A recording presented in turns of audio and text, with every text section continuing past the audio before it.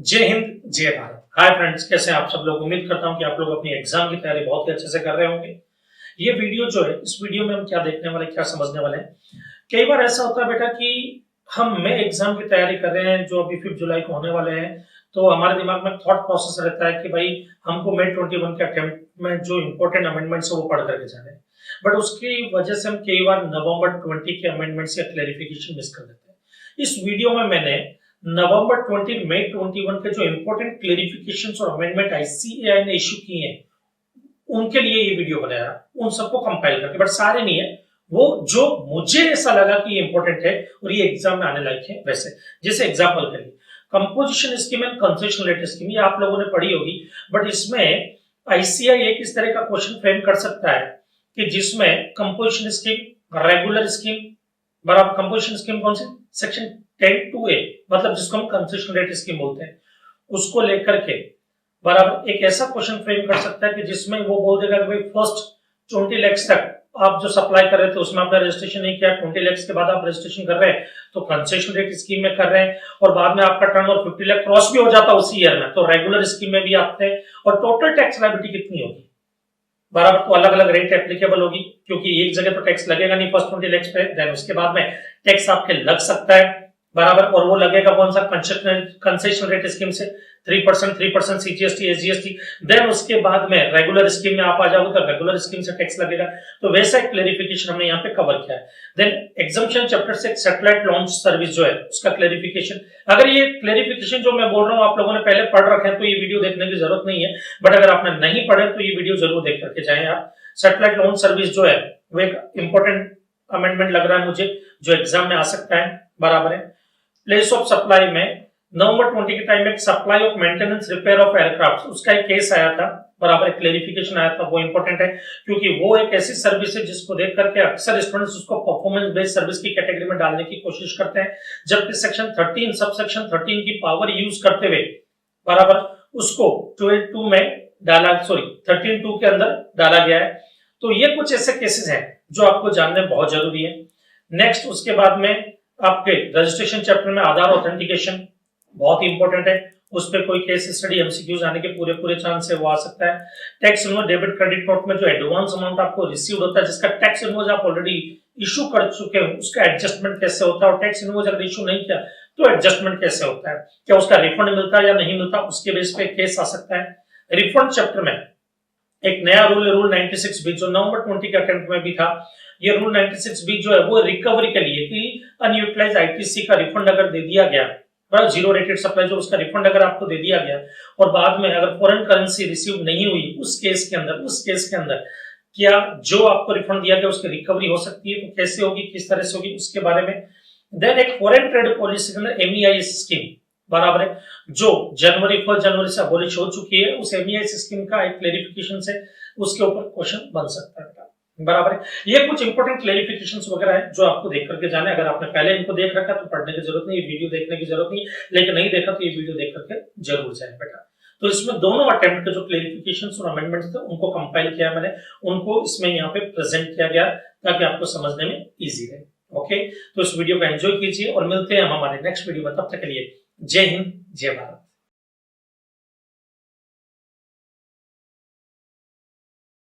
Chapter 3 में जो amendments हैं वो क्या है, तो पहले हम चैप्टर 3 पे आते हैं। चार्जेस टू जीएसटी जो हमारा चैप्टर है उसमें आपने कंपोजिशन स्कीम पढ़ी होगी। क्या पढ़ी होगी? Composition scheme. कंपोजिशन स्कीम जब आप पढ़ रहे थे तो उसके बारे में थोड़ा सा ब्रीफ यहाँ पे डिस्कस करते हैं एक बार।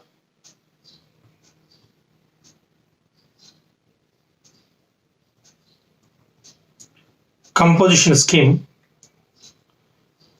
इसमें हमने पढ़ा था कि कोई भी मैन्युफैक्चरर या डीलर या सर्विस प्रोवाइडर में खाली रेस्टोरेंट सर्विस वाला, उसका अगर प्रीवियस ईयर का aggregate turnover less than equals to 1.5 CR है तो वो कंपोजिशन स्कीम में आ सकता है। स्पेशल कैटेगरी स्टेट है तो 75 लाख।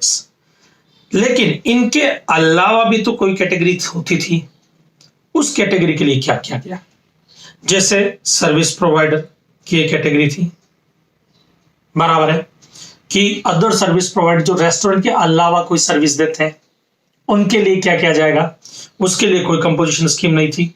या कोई ऐसी कैटेगरी नोटिफाइड गुड्स को छोड़कर के, नोटिफाइड गुड्स में क्या क्या आपके पान मसाला टोबैको ये जो थे आपके एरेटेड वाटर बराबर है, इन सब को छोड़ करके बाकी सब के लिए बेनिफिट दिया गया था कंपोजिशन स्कीम का, मैन्युफैक्चरर, डीलर और सर्विस प्रोवाइडर के लिए। तो मैन्युफैक्चर के अंदर खाली नोटिफाइड गुड्स को कवर नहीं किया कि नोटिफाइड गुड्स को अगर आप मैन्युफैक्चर करते तो आप कंपोजिशन स्कीम में नहीं आ सकते, बराबर है। उसके अलावा सब तरह के डीलर्स को इन्होंने एक तरह से कवर किया था, सर्विस प्रोवाइडर में रेस्टोरेंट को कवर किया था, बट उसके अलावा भी तो बाकी के सर्विस प्रोवाइडर थे, उनका क्या करोगे, उनके लिए कुछ क्लेरिफिकेशन नहीं, उनके लिए कोई बेनिफिट नहीं। तब गवर्नमेंट ने आपने देखा था कि एक नोटिफिकेशन निकाला था 2019 में, बराबर है। वो जो नोटिफिकेशन था, नोटिफिकेशन नंबर 02/2019, जिसके अकॉर्डिंग उन्होंने क्या किया कि भाई जो भी लोग कंपोजिशन स्कीम में कवर नहीं हो रहे, अगर उनका प्रीवियस ईयर का एग्रीगेट टर्नओवर या करंट ईयर का एग्रीगेट टर्नओवर बराबर है वो less than equals to 50 lakhs है, तो वो आ सकते हैं आपके कंसेशनल रेट स्कीम में, जिसको हम प्रिजम्पटिव स्कीम भी बोलते थे, कंसेशनल रेट स्कीम में आ सकते थे। ये आप लोगों ने पढ़ा था, बराबर है। अच्छा हाँ सर, ये तो हमको याद है, ये तो हमने पढ़ा था, बट इसमें क्या अमेंडमेंट आया, वो अमेंडमेंट हम देखते हैं, समझना। इसमें उन्होंने पहला अमेंडमेंट क्या किया कि वो जो नोटिफिकेशन था, नोटिफिकेशन नंबर 02/2019, उसको सेक्शन में कन्वर्ट कर दिया, एक नया सेक्शन इंट्रोड्यूस कर दिया उन्होंने, section 10 subsection 2A, new section introduce किया उस स्कीम के लिए, उस नोटिफिकेशन के लिए। मतलब अब वो जो प्रिजम्पटिव स्कीम थी हमारी, बराबर है, वो प्रिजम्पटिव या कंसेशनल रेट स्कीम, वो जो कंसेशनल रेट स्कीम थी, अब उसको एक नोटिफिकेशन के थ्रू ना जान करके एक सेक्शन के अंदर इंट्रोड्यूस किया और सेक्शन के हिसाब से जाना जाएगा। और उन्होंने साथ में क्या बोला उन्होंने कि भाई नया सेक्शन ऐड कर दिया हमने, सेक्शन 10 सबसेक्शन 2 है, सीबीआईसी ने बोला, जिसमें वो स्कीम कवर कर दी। उसके अलावा सेक्शन 10(3), 10(4) और 10(5), section 10 subsection 3, section 10 subsection 4, section 10 subsection 5, ये जो सेक्शन है आपके, ये जो सेक्शंस हैं, ये आपके कंपोजिशन स्कीम के लिए थे, बराबर है। ये सारे सेक्शन अब आपके 10(2)A की स्कीम के लिए भी एप्लीकेबल होंगे, सेक्शन 10 सबसेक्शन 2A की स्कीम के लिए भी एप्लीकेबल होंगे। सर ये सेक्शन क्या थे, जरा आओ इधर। सेक्शन 10(3) ये बोलता था turnover eligible for composition scheme, composition scheme के लिए जो टर्नओवर होता है उसकी एलिजिबिलिटी की बात कर रहा था। 10(4) बोलता था आपको कि कंपोजिशन स्कीम में अगर आप रजिस्टर्ड हो तो याद रखना आप टैक्स इनवॉइस इश्यू नहीं करोगे, बिल ऑफ सप्लाई इश्यू करते हो। क्या करते हो, बिल ऑफ सप्लाई। ये देखो, ये टैक्स इनवॉइस है, ये टैक्स इनवॉइस हमेशा वो पर्सन इश्यू करता है जो जीएसटी चार्ज करता है, और कंपोजिशन स्कीम में आप जीएसटी चार्ज करने के लिए एलिजिबल नहीं होते हो, आप कस्टमर से जीएसटी चार्ज नहीं कर सकते। तो आप क्या इश्यू करते हो बेटा, बिल ऑफ सप्लाई। साथ में नो आईटीसी, आप आईटीसी क्लेम नहीं कर सकते। बोले ये दोनों प्रोविजन कंसेशनल रेट स्कीम के लिए भी एप्लीकेबल होंगे।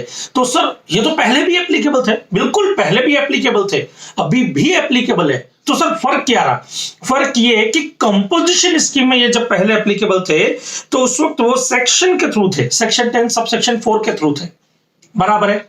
बट कंसेशनल रेट स्कीम एक नोटिफिकेशन के थ्रू थे। अब यहां पर इन्होंने बोल दिया कि भाई सेक्शन 10 सबसेक्शन 4 जो कंपोजिशन स्कीम के लिए एप्लीकेबल होता है, सेक्शन 10 सबसेक्शन 5 जो कंपोजिशन स्कीम के लिए एप्लीकेबल होता था, सेक्शन 10 सबसेक्शन 3 जो कंपोजिशन स्कीम के लिए एप्लीकेबल होता था, ये तीनों सेक्शन अब 10(2)A के लिए भी एप्लीकेबल होंगे। मतलब 10(5) क्या बोलता सर, 10(5) ये कि अगर आपने रॉन्ग कंपोजिशन स्कीम अवेल कर ली, आप एलिजिबल नहीं हो कंपोजिशन स्कीम के लिए, बट आप कंपोजिशन स्कीम में आ चुके हो, तो याद रखना उस केस में डिपार्टमेंट आपसे टैक्स की रिकवरी करेगा। जो रेगुलर स्कीम में जैसे टैक्स लगता ना, उसी टैक्स की आपकी रिकवरी करेगा with penalty, wrongfully availment of composition scheme. Same provision यहां पे लगेगा कि अगर आप कंसेशनल रेट स्कीम के लिए एलिजिबल नहीं हो और आपने वो प्रिजम्पटिव स्कीम 10(2)A की स्कीम ऑप्ट कर ली है, बराबर, गलत इंफॉर्मेशन वगैरह देकर के, तो फिर आपसे भी सेम सेक्शन 10 सबसेक्शन 5 में रिकवरी की जाएगी पूरे टैक्स की विद पेनल्टी। ओके, अच्छा सर, और क्या अमेंडमेंट है? एक अमेंडमेंट है सेक्शन 10(1) का, जो कंसेशन रेट स्कीम के लिए भी एप्लीकेबल है और कंपोजिशन स्कीम के लिए भी है। सर क्या है? अग्रीगेट टर्नओवर में interest on loan, advance and deposit cover नहीं होगा। सर ये तो आपने वीडियो में पहले भी बताया, बिल्कुल बताया, अभी भी ध्यान रखना कि interest on loan, advance, deposit, इनका इंटरेस्ट एग्जेम्प्टेड सप्लाई होता है। क्या होता है बेटा? एग्जेम्प्टेड सप्लाई होता है। इधर देखो, आपने एग्जामिशन में हमने पढ़ा था एंट्री नंबर 27, बराबर है, जिसमें आपने पढ़ा था interest on loan, advance and deposit, ये एग्जम्प्ट होता है, एग्जम्प्टेड सप्लाई। और अग्रीगेट टर्नओवर की डेफिनेशन जो आपने पढ़ी, अग्रीगेट टर्नओवर की डेफिनेशन, उसमें exempted supply plus taxable supply दोनों कवर होते हैं। एग्जम्प्टेड सप्लाई भी कवर होती है, टैक्सेबल सप्लाई भी होती है, including zero rated supply. Zero rated supply भी कवर होती है। बट इन्होंने बोला कि भाई एग्जम्प्टेड सप्लाई, सारी एग्जम्प्टेड सप्लाई अग्रीगेट टर्नओवर में काउंट करो, कवर करो अग्रीगेट टर्नओवर में, लेकिन interest on loan, advance, deposit को कवर मत करना। इसका मतलब क्या हो गया? इधर देखना, ध्यान से सुनना। ये भाई साहब है, मान लेते हैं कि मेरा एक बिजनेस है, मैं एक मैन्युफैक्चरर हूं, बराबर है, मेरा प्रीवियस ईयर का टर्नओवर जो है वो 50 लाख था, अग्रीगेट टर्नओवर मान लेते हैं एक बार के लिए, और मैं कंपोजिशन स्कीम में आ गया, कंपोजिशन स्कीम में आ गया, बराबर है। या मेरा प्रीवियस ईयर का टर्नओवर कैलकुलेट किया जा रहा है, प्रीवियस ईयर का टर्नओवर कैलकुलेट किया जा रहा है मेरा, जिसमें मेरा प्रीवियस ईयर का टर्नओवर यहां पे बताया जाता है 1.4 CR। मेरा प्रीवियस ईयर का टर्नओवर कितना बताया जा रहा है बेटा? 1.4 CR। 1.4 CR बताया गया। साथ में ये बताया गया कि ये जो भाई साहब है, मैंने इन भाई साहब को लोन दिया था, इनको लोन दिया था, मेरी कंपनी है जिन्होंने इनको लोन दिया था, या ये मेरी सब्सिडरी कंपनी है जिसको हमने लोन दिया था, इनसे हमको इंटरेस्ट मिला। क्या मिला बेटा? इंटरेस्ट इनकम मिली हमारे को। वो जो इंटरेस्ट मिला वो मान लेते हैं 12 लाख का था। तो अब हमारे को कंपोजिशन स्कीम में आना है। ये प्रीवियस ईयर की बात कर रहा हूं, ये जो है प्रीवियस ईयर का टर्नओवर है। अब हमारे को करंट ईयर में कंपोजिशन स्कीम में आना चाहते हैं। क्वेश्चन है कि क्या हम कंपोजिशन स्कीम में आ सकते हैं? तो इधर देखना बेटा, मेरा टर्नओवर 1.4 CR, और ये जो 12 लाख है ये एग्जेम्प्टेड सप्लाई है। ये क्या है? एग्जेम्प्टेड सप्लाई है।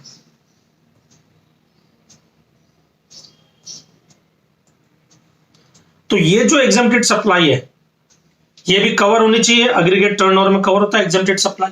बट यहां पर ये interest on loan, advance and deposit वाली एग्जेम्प्टेड सप्लाई है, ये कवर नहीं होगी अग्रीगेट टर्नओवर में। मेरा अग्रीगेट टर्नओवर जो 1.4 CR माना जाएगा, और मैं करंट ईयर में कंपोजिशन स्कीम के लिए एलिजिबल हूं। ये हमने ऑलरेडी पहले भी डिस्कस किया था, यही यहां पर अमेंडमेंट है। ओके, तो ये वाला अमेंडमेंट एक बार आप जो है, ये वाला अमेंडमेंट से एक बार आप देख लो, 1 2 3 ये हो गए। फिर हम इनके कुछ डिटेल डिस्कशन के लिए आगे बढ़ते हैं ना बेटा। अब कुछ क्लैरिफिकेशंस में आते हैं। सर कौन सा क्लैरिफिकेशन? यही जो अपना कंपोजिशन स्कीम में टैक्स लायबिलिटी को लेकर के भी काफी सारे इश्यूज आ गए थे, उनके बारे में हम यहाँ पे डिस्कस करते हैं कि क्या है क्या नहीं है। ध्यान से सुनना और समझना इस चीज को। ओके ना, एग्जाम्पल के लिए मान लेते हैं कि मैं नया नया बिजनेसमैन हूं, मैंने नया नया बिजनेस शुरू किया है, बराबर। ये प्रोडक्ट एक्स देख रहे हैं, ये प्रोडक्ट एक्स में मैं डील करता हूं, मैं ये प्रोडक्ट एक्स बेचता हूं, मैं एक डीलर हूं। ओके, मैंने 1 जुलाई 2020 को अपना बिजनेस शुरू किया। अभी मैं रजिस्ट्रेशन नहीं लेना चाहता हूं, क्योंकि मेरा टर्नओवर जो है वो रजिस्ट्रेशन लिमिट क्रॉस नहीं कर रहा है। मैं सिर्फ और सिर्फ इंट्रा स्टेट सप्लाई करता हूं। क्या करता हूं? इधर देखो, intra state supply, intra state supply. तो मेरी लिमिट कितनी है? 40 लाख। मैं मुंबई का रहने वाला हूं, मुंबई में मेरा बिजनेस है। 40 लाख रुपीस तक मुझे रजिस्ट्रेशन, जीएसटी में रजिस्ट्रेशन लेने की जरूरत नहीं है, ये मैं भी जानता हूं। ओके, मैं इत्मीनान से अपना बिजनेस शुरू कर चुका हूं, बिजनेस धड़ल्ले से चल रहा है। ये भाई साहब आते हैं मेरे पास में गुड्स खरीदने, मैं इनको गुड्स सप्लाई करता हूं, इनसे जीएसटी वगैरह कुछ भी चार्ज नहीं करता, क्योंकि मैं रजिस्टर्ड नहीं।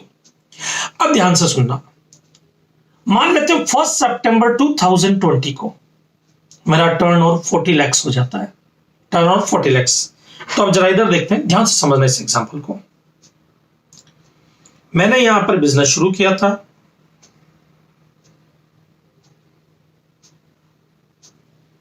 और मैं एक डीलर था। बराबर है। अब बिजनेस शुरू करने के बाद में मेरा टर्नओवर 1 सितंबर को जो एग्रीगेट टर्नओवर है वो क्रॉस हो जाता है 40 लाख क्रॉस हो जाता है, बराबर है। इसका मतलब मुझे रजिस्ट्रेशन लेना होगा। अब ये जीएसटी ऑफिसर है, बोले गौड़ साहब रजिस्ट्रेशन, मैंने कहा जी बिल्कुल। बोले अब तो जीएसटी चार्ज करोगे? मैंने कहा जी मैं तो कंपोजिशन स्कीम में रजिस्टर्ड हो रहा हूं। किस में रहा हूं? कंपोजिशन स्कीम में रजिस्ट्रेशन ले रहा हूं मैं।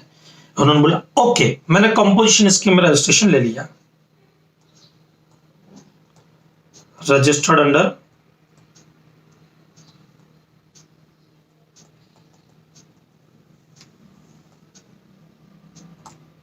कंपोजिशन स्कीम में। ये रजिस्ट्रेशन लेने के बाद 30 सितंबर को जब मतलब ये मंथ एंड हुआ सितंबर वाला, तब तक मेरा टर्नओवर टोटल हो गया था, मान लेते हैं 50 लाख। टोटल कितना हो गया था? 50 लाख टर्नओवर, बराबर। सितंबर मंथ तक मेरा टर्नओवर 50 लाख हो चुका था, मान लेते हैं। अब क्वेश्चन ये कि जो क्वार्टर है कौन सा कंपोजिशन स्कीम में आपको पेमेंट करना पड़ेगा, कौन? जुलाई अगस्त सितंबर का, ये जो क्वार्टर है। तो इस पूरे क्वार्टर का टर्नओवर 50 लाख है, जुलाई टू सितंबर। और मैं एक डीलर हूं, और मान लेते हैं टैक्सेबल सप्लाई है। ये क्या? Taxable supply. तो डीलर जो होता है वो आपको पता है 1% ऑफ टैक्सेबल सप्लाई का पे करता है, और पूरा 50 लाख जो है ये टैक्सेबल सप्लाई है। तो क्वेश्चन है कि क्या 50 लाख का 1% पे करना पड़ेगा?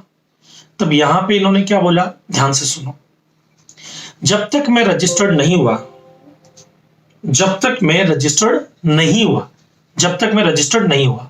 तब तक का जो टर्नओवर है, बराबर, तब तक का टर्नओवर मतलब जब मेरी लायबिलिटी नहीं आई रजिस्ट्रेशन की, मतलब 40 लाख, जब तक मैं लायबल नहीं था रजिस्ट्रेशन के लिए, उस टर्नओवर पे टैक्स नहीं लगेगा। तो टैक्स जो लगेगा 1% ऑफ टैक्सेबल सप्लाई, ये बोला जरूर गया है, बट वो टैक्स लगेगा किस पर? सिर्फ 10 लाख पर। रीजन 40 लाख जो था तब तक तो मैं रजिस्ट्रेशन के लिए लायबल नहीं था, और जब मैं लायबल ही नहीं हूं रजिस्ट्रेशन के लिए, तो इस 40 लाख पे टैक्स पे करने के लिए भी मैं लायबल नहीं होऊंगा। तो सितंबर एंड में जब मैं 1% टैक्स पे करूंगा, 1% ऑफ टैक्सेबल सप्लाई, तो भले 50 लाख टैक्सेबल सप्लाई है, बट मुझे बेनिफिट मिलेगा कौन सा? रजिस्ट्रेशन के लिए जब तक मैं लायबल नहीं हूं तब तक मैं टैक्स पे करने के लिए भी लायबल नहीं होता हूं उस चीज का, बराबर। तो जो बेसिक एग्जम्पशन है उसका बेनिफिट मुझे यहां पर मिलेगा, मैं सिर्फ 10 लाख पे ही टैक्स पे करूंगा। अब इस एनालिसिस का मतलब क्या हुआ, ये क्लैरिफिकेशन का मतलब क्या हुआ? ये मतलब इतना सा बेटा कि जब कभी भी आप एग्रीगेट टर्नओवर काउंट करोगे तो 50 लाख काउंट होगा, लेकिन जब आप टैक्सेबल सप्लाई काउंट करोगे कि जिस पे टैक्स चार्ज होगा, वो सप्लाई काउंट करोगे जिस पे टैक्स लगना चाहिए, टैक्सेबल टर्नओवर, बराबर है।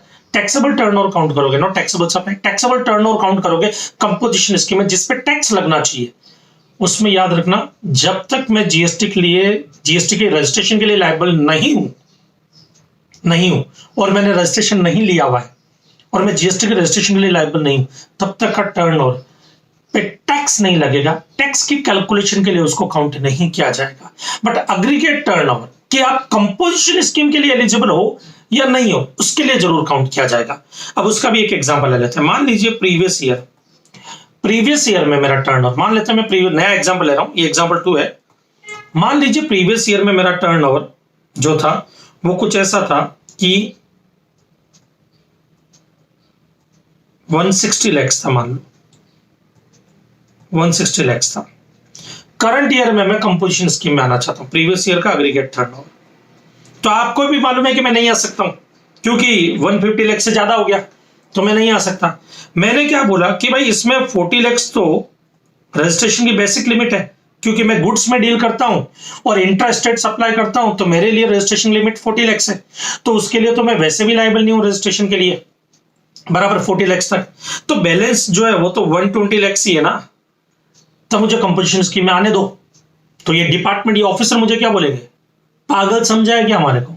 एग्रीगेट टर्नओवर की जब काउंटिंग होती है, बराबर, एग्रीगेट टर्नओवर की जब काउंटिंग होती है, ये देखने के लिए कि आप एलिजिबल हो या ना हो कंपोजिशन स्कीम में, उस केस में ये जो है 40 लाख ये भी काउंट होगा, 40 लाख भी काउंट होगा। लेकिन अगर टैक्स कैलकुलेशन की बात होगी तो ये 40 लाख काउंट नहीं होगा।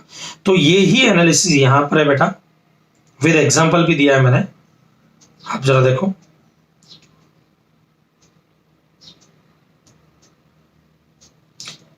Determination of eligibility limit for composition scheme, aggregate turn off current year या प्रीवियस ईयर, मतलब एलिजिबिलिटी लिमिट अगर कंपोजिशन स्कीम के देख रहे हो वो। और determination of taxable turnover under composition scheme, मतलब टर्नओवर, टीओ मतलब turnover on which tax will be charged, current year में जिस पे टैक्स लगेगा उसकी क्लेरिफिकेशन जरा देखते हैं। पहला case, turnover up to such amount as makes it eligible for exemption from registration under CGST Act 2017। वो 10 lakhs भी हो सकता है, 20 भी हो सकता है, 40 भी। इंट्रास्टेट सप्लाई ऑफ गुड्स है, मुंबई जैसे मुंबई में हो गया बराबर आपके, या अपने ये गुजरात हो गया, राजस्थान हो गया, कहीं पे भी वो खाली स्पेशल कैटेगरी स्टेट्स और कुछ स्टेट्स एक्सक्लूड किए गए। वो आपने रजिस्ट्रेशन चैप्टर में पढ़ा होगा, नहीं तो हम रजिस्ट्रेशन चैप्टर के बारे में जब डिस्कस करेंगे आगे डिटेल में तब मैं बताऊंगा, जब उनके अमेंडमेंट्स हम डिस्कस करेंगे तब। लिमिट 10, 20, 40 लाख जो भी केस, जो भी लिमिट है वो अग्रीगेट टर्नओवर में काउंट की जाएगी। कब? जब एलिजिबिलिटी चेक करो, बट टैक्स लायबिलिटी चेक कर रहे हो तब वो एक्सक्लूड हो जाएगा from taxable turnover. Turnover after becoming liable for registration, registration के लिए एक बार आप लायबल हो गए, भले आपने रजिस्ट्रेशन करवाया या नहीं करवाया, नहीं करवाया तो डिपार्टमेंट आपकी बैंड बजाएगा, बट रजिस्ट्रेशन आपने करवाया या नहीं भी करवाया, फिर भी 40 लाख के बाद का जो टर्नओवर है, 40 लाख के बाद का जो टर्नओवर है, या 10 या 20 लाख के बाद का जो टर्नओवर है, जो भी केस हो वो एलिजिबिलिटी के लिए तो काउंट होगा ही होगा, बट टैक्सेबिलिटी के लिए भी काउंट होगा।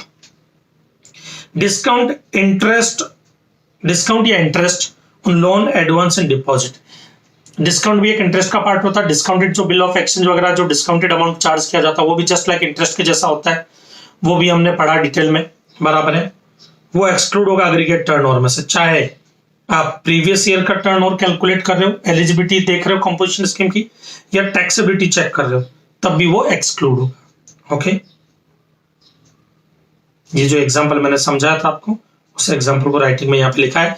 Mister x Mumbai is a manufacturer of product P, he is engaged in making only interested supply, क्योंकि देखो इंटरेस्टेड सप्लाई में तो रजिस्ट्रेशन लेना कंपलसरी है।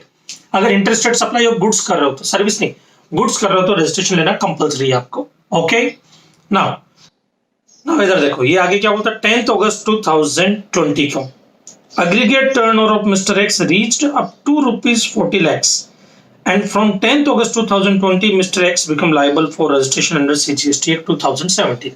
सीधी सी बात है बेटा, जब 40 lakhs क्रॉस हो गया, इंटरेस्टेड सप्लाई कर रहे हो तो आपको रजिस्ट्रेशन तो अब लेना ही पड़ेगा, आप लाइबल हो चुके हो। 20 अगस्त को मिस्टर एक्स का रजिस्ट्रेशन, वो कंपोजिशन स्कीम में अपने आपको रजिस्ट्रेशन रजिस्टर्ड करवाते हैं, उनका रजिस्ट्रेशन हो चुका कंपोजिशन स्कीम में। 30 सितंबर 2020 जब क्वार्टर एंड होता है, उनका टर्नओवर है 55 लाख, तो फर्स्ट 40 लाख है उन पे टैक्स नहीं लगेगा, no GST, but balance 15 lakh पे टैक्स लगेगा, composition tax 0.5%, CGST 0.5%, SGST. Okay, ये पूरा टैक्सेबल सप्लाई है, हम ये प्रिज्यूम कर रहे हैं, क्योंकि डीलर जो है वो 0.5% सीजीएसटी, 0.5% एसजीएसटी टैक्सेबल सप्लाई पर पे करता है, टैक्सेबल सप्लाई पे करता है। ओके,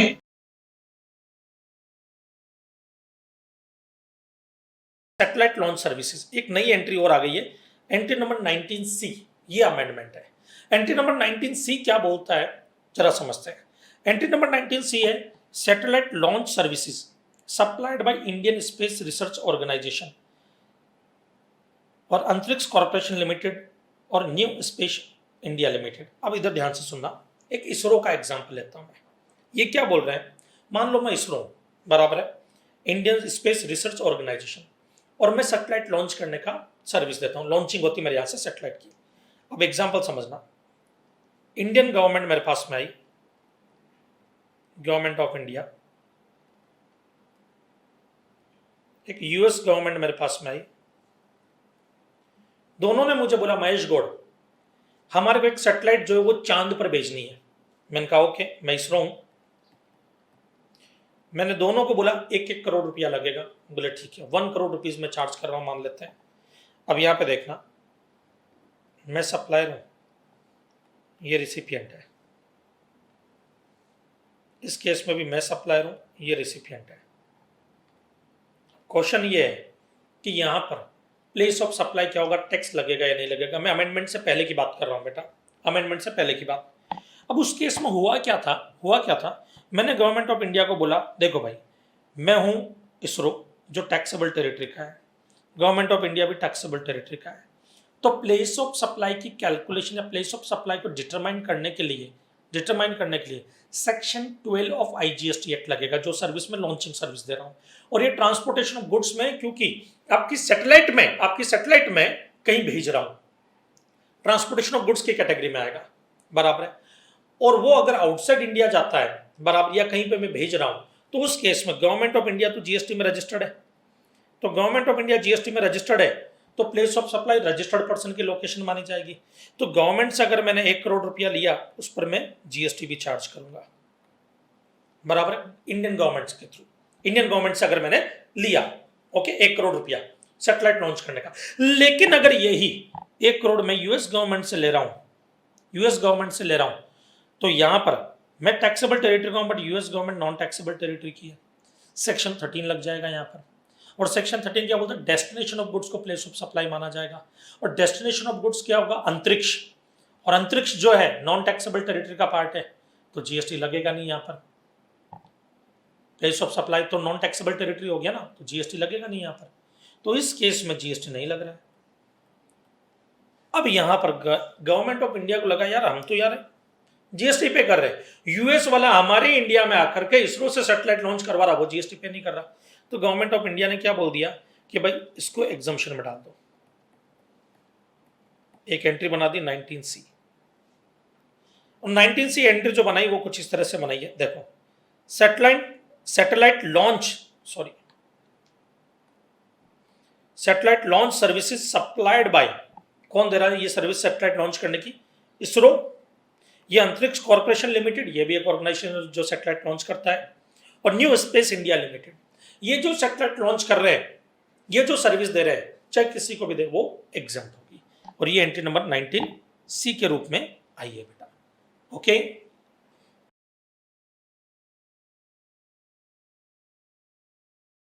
प्लेस ऑफ सप्लाई में एक सेक्शन 13 सब सेक्शन 13 था, जिसमें गवर्नमेंट के पास पावर है, बराबर है। क्या पावर है जरा देखते हैं। सेक्शन 13 सब सेक्शन 13 आपका क्या बोलता है समझना।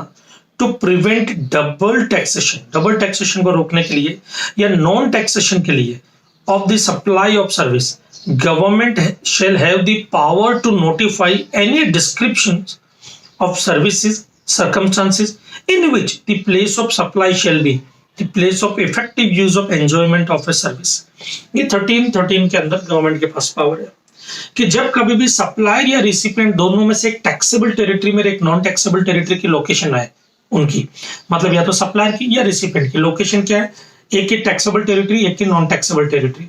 उस केस में गवर्नमेंट के पास पावर है कि वो देखेगी कि वो जो सर्विस दी जा रही है उसका एक्चुअल एंजॉयमेंट कहां पे हो रहा है, उसके हिसाब से government place of supply decide कर सकती है। अब जरा एक केस में समझा रहा हूं, उस केस को समझना, देन मैं आपको बताऊंगा कि अमेंडमेंट क्या है यहां पर, ओके। यहां पर बेटा मैं एक एग्जांपल से इस चीज को समझते हैं, बराबर, कि क्या अमेंडमेंट आया है। जैसे एग्जांपल के लिए ये यूएस है, यूएस की ये फ्लाइट है, ये फ्लाइट यूके गई थी, बराबर। किसकी फ्लाइट, यूएस की कंपनी, उसकी फ्लाइट है, यूके गई थी। और यहाँ पे यूके में ये फ्लाइट खराब होगी मान लो, बराबर। मैं एक एरोनॉटिकल इंजीनियर हूं जो इंडिया का हूं, मुंबई का रहने वाला हूं। अब यूएस जो है, इनकी यूएस कंपनी ने मुझसे कांटेक्ट किया कि मिस्टर गौड़, हमको आपकी सर्विस चाहिए कि हमारी फ्लाइट को रिपेयर करना है। रिपेयर और मेंटेनेंस की सर्विसेज में दे रहा हूं, बराबर। फ्लाइट की कहां पे दूंगा मैं, यूके में, जहां पे खराब हुई वहीं पे। यहां पे section 13 sub section 3 of IGST place of supply का लगता है, क्योंकि सप्लायर यहां पे मैं हूं जिसकी लोकेशन टैक्सेबल टेरिटरी है, रिसिपिएंट जो है वो यूएस की कंपनी है, बराबर। नॉन टैक्सेबल टेरिटरी लोकेशन क्या है, नॉन टैक्सेबल टेरिटरी। तो सेक्शन 13 सबसेक्शन 3 लगेगा, क्योंकि मैं जो सर्विस दे रहा हूं वो परफॉर्मेंस बेस्ड सर्विस, जो इमूवेबल प्रॉपर्टी, सॉरी, जो मूवेबल थिंग्स या मूवेबल प्रॉपर्टी पे परफॉर्म हो रही है, मूवेबल थिंग्स या मूवेबल प्रॉपर्टी पे परफॉर्म हो रही है।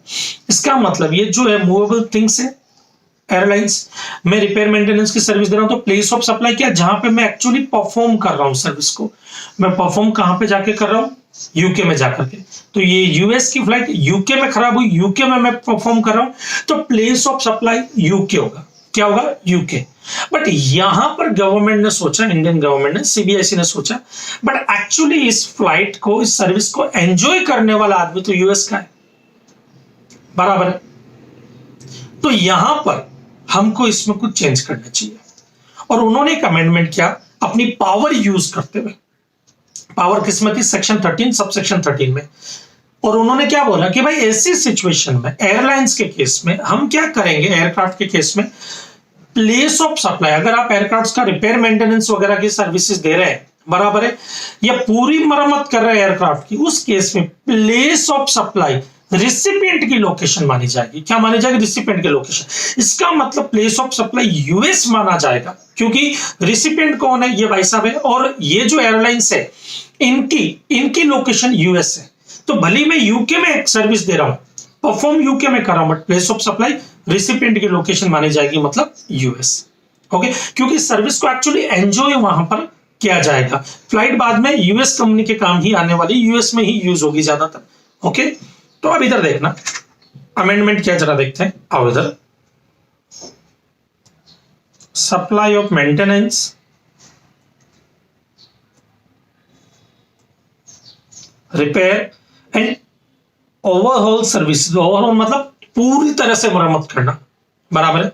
Services in respect of aircraft, खाली एयरक्राफ्ट के केस में ही एक क्लेरिफिकेशन आया, और किसी सर्विसेज के लिए नहीं आया। ओके, तो supply of maintenance, repair and overall services in respect of aircraft, या एयरक्राफ्ट इंजन्स, या अदर एयरक्राफ्ट कंपोनेंट और पार्ट, या एयरक्राफ्ट का कोई पार्ट, पर्टिकुलर पार्ट है, उसको रिपेयर वगैरह कर रहे हैं, उसके लिए। ओके, प्लेस ऑफ सप्लाई क्या होगी, लोकेशन ऑफ रिसिपिएंट। ये अपनी पावर यूज करते हुए गवर्नमेंट ने अमेंडमेंट किया है।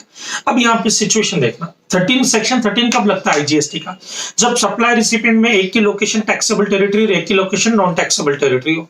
ध्यान से देना, मैं अपने एग्जांपल में, जो अभी हमने एग्जांपल लिया उसमें मैं सप्लायर था, मेरी लोकेशन टैक्सेबल टेरिटरी है, ये रिसिपिएंट थी यूएस की कंपनी, यूएस की एयरलाइंस, इनकी लोकेशन नॉन टैक्सेबल टेरिटरी है, सेक्शन 13 लगेगा। ओके, अब मैं सप्लायर, ये रिसिपिएंट, यहां पर ये एक तरह से जो सर्विसेज, अगर फॉरेन करेंसी वगैरह में पेमेंट हो रहा है तो एक्सपोर्ट सर्विसेज ट्रीट हो सकती है, और इसको जीरो रेटेड सप्लाई मान करके उसका बेनिफिट मुझे मिल सकता है, और जीएसटी चार्ज नहीं होगी, क्योंकि जीरो रेटेड सप्लाई की कैटेगरी में कवर हो जाएगा। लेकिन इधर देखना, मान लो ये सप्लायर होते, ध्यान से सुनना, एक नया एग्जाम्पल ले रहा हूं, नया एग्जाम्पल है।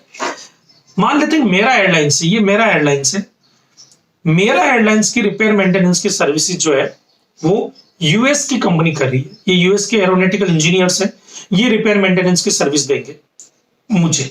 ओके, तो सप्लायर की location non taxable territory, recipient की लोकेशन टैक्सेबल टेरिटरी। अब ये जो सर्विस मुझे दे रहे हैं, बराबर है, ये मेरी कंपनी का एयरलाइंस है, मेरा मान लो गौर एयरलाइंस करके कंपनी है, उस कंपनी का एयरलाइंस है जिसको रिपेयर मेंटेनेंस की सर्विसेज दे रहे हैं। तो बेटा यहां पर याद रखना, रिवर्स चार्ज मैकेनिज्म में ये टैक्सेबल होगा, क्योंकि देखो प्लेस ऑफ सप्लाई क्या होगी, लोकेशन ऑफ रिसिपिएंट, सेक्शन 13 के हिसाब से लोकेशन ऑफ रिसिपिएंट मतलब मुंबई। अगर मेरी एयरलाइन श्रीलंका में खराब हो जाती और रिपेयर मेंटेनेंस की सर्विसेज ये देते, बराबर है, तब भी लोकेशन तो इंडिया ही मानी जाती, कि लोकेशन ऑफ रिसिपिएंट 13 की पावर के हिसाब से, बराबर है। तो यहां पर टैक्स तो लगता, पर टैक्स पे कौन करता, क्या फॉरवर्ड चार्ज में लगता है, बोले नहीं, रिवर्स चार्ज में ये टैक्सेबल होता है, यहां पर आरसीए में, बराबर है। तो इधर देखो,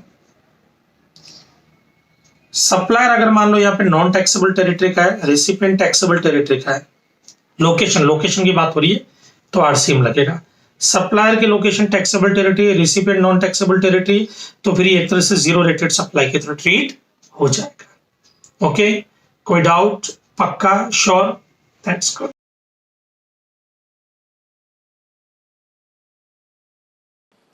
नाउ फ्रेंड्स, हमारा नेक्स्ट अमेंडमेंट है रजिस्ट्रेशन चैप्टर में। सर रजिस्ट्रेशन चैप्टर में काफ़ी ज़्यादा अमेंडमेंट है बेटा, क्लेरिफिकेशन भी है, अमेंडमेंट भी है और काफ़ी ज़्यादा है, बट हमने उनको सिंप्लीफाई किया। देखो रजिस्ट्रेशन चैप्टर का अमेंडमेंट देखे ना, तो ये यहाँ से शुरू होता है। देखो ये वाला पार्ट, फिर ये पार्ट, उसके बाद ये कंटिन्यू चल रहा है, फिर ये वाला पार्ट, ये पार्ट, फिर ये पार्ट, तो काफ़ी ज़्यादा ऐसा हो गया। तो हमने क्या किया, ये एक फ्लो चार्ट बनाया जिसमें सारे ऊपर के सारे पार्ट्स कवर कर लिए इस फ्लो चार्ट के अंदर। तो ये फ्लो चार्ट भी आप पढ़ लेंगे, समझ लेंगे, तब भी मोर देन सफिशिएंट है। बट इसको पढ़ने से पहले मुझे कुछ पुराना आपको एक पार्ट समझाना पड़ेगा जो इससे कनेक्टेड है। तो जरा आते हैं हम उस पर। सबसे पहले रजिस्ट्रेशन में अभी ये कॉन्सेप्ट आ गया आधार बेस्ड रजिस्ट्रेशन। जब आप रजिस्ट्रेशन के लिए एप्लीकेशन देते हैं तो आपको आधार की डिटेल भी देनी पड़ेगी। आधार ऑथेंटिकेशन बहुत जरूरी हो गया अभी, उसी को लेकर के कुछ अमेंडमेंट्स हैं। जैसे एग्जांपल के लिए सेक्शन 25 सब सेक्शन 6B क्या बोलता है, फ्रेश रजिस्ट्रेशन। अगर आप रजिस्ट्रेशन करने के लिए एप्लीकेशन दे रहे हैं तो मालूम है आप REG01 फॉर्म फिल करेंगे, उसमें एक पार्ट ए होता है, एक पार्ट बी होता है। पार्ट ए फिल करते हैं तो आपको ट्रांजैक्शन रेफरेंस नंबर मिलता है, उसके हेल्प से आप पार्ट बी फिल करते हो, और पार्ट बी जब फिल करते हैं तो ये माना जाता है आपने रजिस्ट्रेशन के लिए एप्लीकेशन सबमिट कर दी। ओके, अब यहाँ पर ये क्या बोलते हैं कि जब आप डिटेल सबमिट करोगे तो उस वक्त इस बार आपको याद रखना है कि आपको आधार ऑथेंटिकेशन भी करना है, आधार की डिटेल भी देनी है एप्लीकेशन सबमिशन के टाइम पर। तो fresh registration under GST will be Aadhaar number based and the authentication will be on the basis of Aadhaar number. अब उसके बाद एक केस आता है एग्जिस्टिंग रजिस्टर्ड पर्सन। कुछ ऐसे लोग जो ऑलरेडी रजिस्टर्ड है और जब उन्होंने रजिस्ट्रेशन लिया था, जैसे GST तो हमारा 2017 में आ गया था 1 जुलाई 2017, तो उस तारीख से लेकर के बाद में जिन्होंने 17-18 में रजिस्ट्रेशन करवाए उन्होंने कोई आधार डिटेल तो दी नहीं है। तो उनका जब रजिस्ट्रेशन हुआ था तो पैन नंबर की हेल्प से हो गया था, पैन नंबर की डिटेल उन्होंने सबमिट की थी। अब क्वेश्चन ये है कि उनके केस में क्या होगा, तो उनके लिए ये बोला गया कि उनको आधार की डिटेल अब सबमिट करनी पड़ेगी। तो existing registered person will also have to get verified through Aadhaar number और other method with specified time. Sir ये अदर मेथड क्या होता है बेटा, कई बार क्या होता है आधार ऑथेंटिकेशन पॉसिबल नहीं होता। जैसे मान लो किसी के पास आधार नंबर ही नहीं है, क्या करेगा। मेरा एक दोस्त जो नेपाल से इंडिया में आकर के बिजनेस कर रहा है, उसके पास कोई आधार नंबर नहीं है, बट उसको GST में रजिस्ट्रेशन लेना पड़ेगा यहाँ पर, तो वो आधार की डिटेल तो दे ही नहीं सकता है। तो क्या होगा, ऐसे कई सिचुएशन होती है जिनमें आपके पास आधार नंबर नहीं होता है, या कई बार ऐसा होता है आधार नंबर होता है बट आधार ऑथेंटिकेशन आप नहीं करवाते, तो उस केस में अदर ऑल्टरनेटिव मेथड यूज किए जाते हैं। बराबर, वो अदर ऑल्टरनेटिव मेथड में क्या होता है, डिपार्टमेंट फिजिकल वेरिफिकेशन करेगा, उसके बाद आपका रजिस्ट्रेशन करेगा। वो आपके ऑफिस प्रीमाइसेस में आकर के देखेगा कि भाई आपका ऑफिस जो है प्रॉपर जगह पे है ना, जिस जगह पे आपने बताया वहीं पे ना, बिजनेस हो रहा है नहीं हो रहा है, वो सब चीज़ें आकर के चेक करेगा कहीं ऐसा तो नहीं फेक रजिस्ट्रेशन नंबर ले रहे हो आप। बराबर है। या कई बार क्या होता है फिजिकल वेरिफिकेशन भी पॉसिबल नहीं होता है, नहीं होता पॉसिबल, जैसे लॉकडाउन लग गया अभी कोविड के अंदर नहीं पॉसिबल है। बराबर है, तो उस केस में डॉक्यूमेंटेशन वेरिफिकेशन करता है डिपार्टमेंट, और देन उसके बाद में आपका रजिस्ट्रेशन करता है वो। तो अदर मेथड भी वो यूज कर सकते हैं। Note, if not done registration will be cancelled. अगर किसी ने भी आधार ऑथेंटिकेशन नहीं करवाया तो उसका रजिस्ट्रेशन कैंसिल किया जा सकता है, या अदर स्पेसिफाइड मेथड जो आधार ऑथेंटिकेशन की जगह पे यूज किए जा सकते हैं उनको यूज नहीं किया, उनके थ्रू वेरिफिकेशन नहीं की, तब भी रजिस्ट्रेशन कैंसिल किया जा सकता है। नाउ नेक्स्ट आता है 25(6)(c). ये क्या बोलता है section 25 subsection 6(c)? Partnership form, trust, HUF, AOP, BOI, body corporate, उनका क्या होगा भाई। आधार नंबर तो एक इंडिविजुअल का होता है, अब HUF, फर्म, ट्रस्ट, इन सबका पैन नंबर हो सकता है बट आधार नंबर तो इनका हो ही नहीं सकता। तब क्या करें, तब उन्होंने क्या बोला कि भाई जब किसी फर्म को रजिस्ट्रेशन करवाना हो, बॉडी कॉर्पोरेट को रजिस्ट्रेशन करवाना हो, किसी ट्रस्ट को AOP, BOI को रजिस्ट्रेशन करवाना है, तो फर्म के केस में किसी भी पार्टनर का आधार नंबर लगेगा, वो देना पड़ेगा आधार ऑथेंटिकेशन के लिए। ट्रस्ट के केस में किसी ट्रस्टी का आधार ऑथेंटिकेशन होगा। HUF में कर्ता का आधार कार्ड लगेगा। AOP, BOI, इनके अंदर जो भी रिप्रेजेंटेटिव पर्सन होंगे, ऑथराइज रिप्रेजेंटेटिव AOP, BOI के, उनका आधार ऑथेंटिकेशन। और बॉडी कॉर्पोरेट के में डायरेक्टर का, तो डायरेक्टर जो है वो बॉडी कॉर्पोरेट का, तो उनका तो कोई आधार नंबर होगा, उसकी हेल्प से आधार ऑथेंटिकेशन किया जाएगा। Now if does not have Aadhaar, verification will be by other method in manner as may be specified, जो ऑलरेडी अभी मैंने ऊपर बताया आपको। 25(6)(d) ये मोस्ट इंपॉर्टेंट है बेटा। यहां पर हम पढ़ेंगे कुछ स्पेसिफाइड पर्सन के बारे में।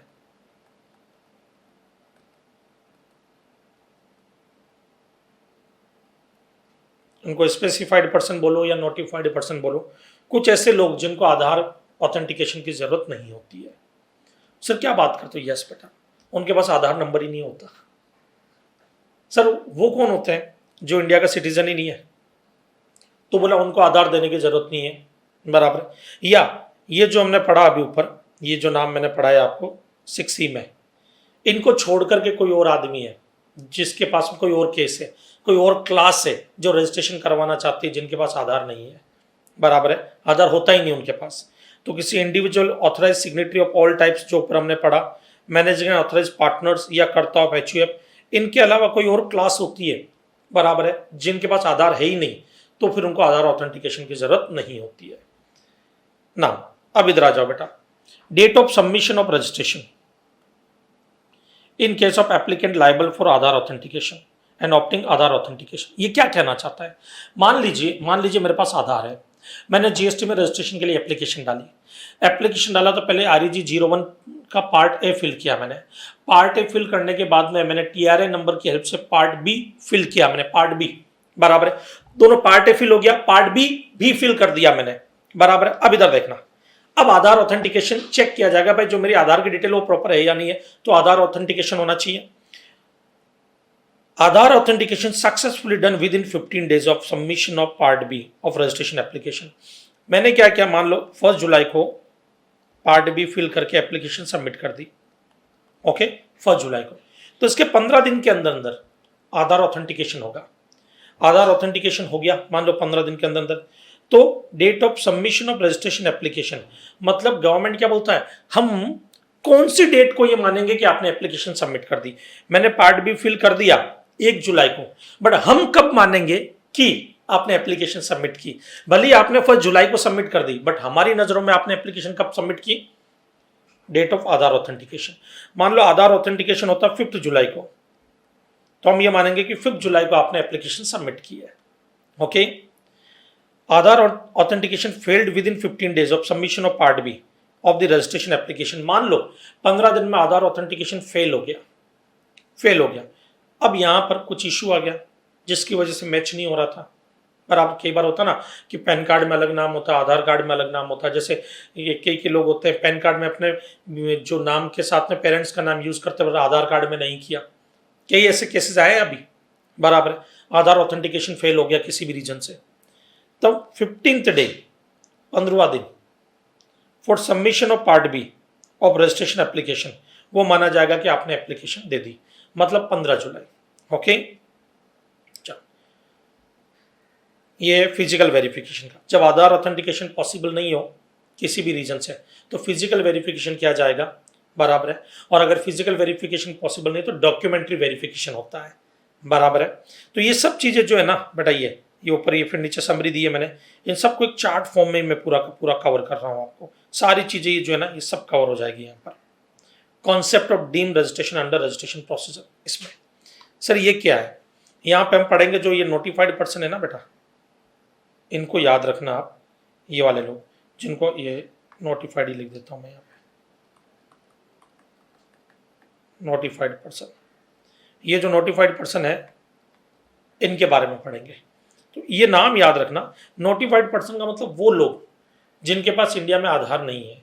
नहीं होने के कई रीजन हो सकते हैं, पहला वो इंडिया के सिटीजन नहीं है, और दूसरा वो individual authorise signatory of all types managing and authorise partner या कर्ता ऑफ HUF नहीं है, बराबर है। चलो अब आते हैं उस फ्लो चार्ट में जिसमें सारे अमेंडमेंट एक साथ कवर हो जाएंगे। खाली ये फ्लो चार्ट भी पढ़ करके चले गए तब भी रजिस्ट्रेशन चैप्टर के 80% अमेंडमेंट कवर हो जाएंगे बेटा। समझना इसको, एग्जाम्पल से समझाता हूं। मान लो मेरा नाम है महेश गौड़ और मैं नेपाल का हूं, ओके। मैं इंडिया में बिजनेस करने के लिए आया हूं, ओके। तो मैं सिटीजन ऑफ इंडिया हूं? नो, तो मेरे पास आधार तो होगा नहीं। या फिर मैं नोटिफाइड पर्सन में से हूं, मतलब मैं इंडिविजुअल नहीं हूं, मैं इंडिया का ही हूं, बट मैं इंडिविजुअल की कैटेगरी में नहीं आ रहा, ऑथराइज सिग्नेटरी नहीं हूं, मैनेजिंग एंड ऑथराइज पार्टनर नहीं हूं, या कर्ता हुआ HUF नहीं हूं, मतलब किसी भी रीजन से मेरे पास आधार है ही नहीं, नो। तो मतलब दोनों ही केस में मैं कौन हो सकता हूं? नोटिफाइड पर्सन जो 25(6)D में कवर थे। अब मैंने क्या किया, रजिस्ट्रेशन के लिए एप्लीकेशन डाली, एप्लीकेशन में पार्ट ए मैंने फिल कर दिया, फिर मैंने पार्ट बी फिल किया, बराबर, टीआरएन ट्रांजैक्शन रेफरेंस नंबर की हेल्प से पार्ट बी फिल किया। जैसे मैंने पार्ट बी फिल किया, वो डेट मान ली जाएगी कि मैंने एप्लीकेशन दे दी, एप्लीकेशन दे दी। मान लो मैंने 1 जुलाई को पार्ट बी फिल किया,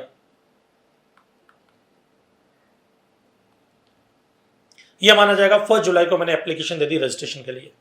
अब इसके 3 दिन के अंदर अंदर डिपार्टमेंट उस एप्लीकेशन पे ऑब्जेक्शन उठा सकता है। अगर कोई डिटेल चाहिए, कोई इंक्वायरी करनी हो, उसको लगता है कि मैंने जो एप्लीकेशन सबमिट की वो प्रॉपर नहीं है, कुछ अदर डॉक्यूमेंटेशन मांगने हो, अगर उनको कुछ क्लेरिफिकेशन चाहिए, कुछ एक्सप्लेनेशन चाहिए, तो विद इन 3 डेज डिपार्टमेंट क्या करेगा, मुझे एक मेल करेगा कि भाई साहब ये चीज़ें आपकी थोड़ी सी गड़बड़ है, इनको सुधारो, इनका एक्सप्लेनेशन दो या अदर डॉक्यूमेंट्स और सबमिट करो, बराबर।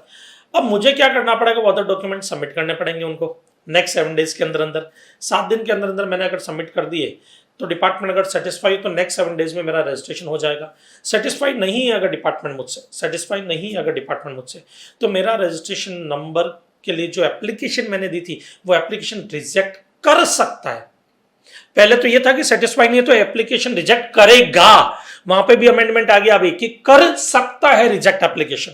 मतलब ये अब प्रॉपर ऑफिसर की विल पे हो गया कि डिसाइड करना, कि उसको डिसाइड करना, डिस्क्रिशनरी पावर है कि उसको एप्लीकेशन रिजेक्ट करनी है या एक्सेप्ट करनी है, बराबर। पहले तो ये था कि रिजेक्ट करेगा ही करेगा, अब बोल दिया कर सकता है।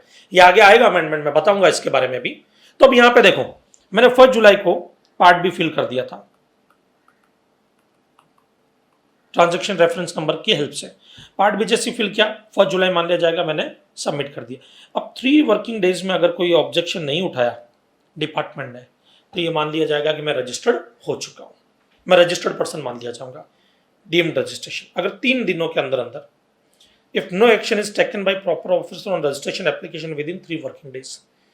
नेक्स्ट केस आते हैं, मान लो मैं इनमें से कोई हूं, यस, तो मेरे 25(6) भी एप्लीकेबल होगा मेरे पे कि मुझे आधार की डिटेल देनी पड़ेगी।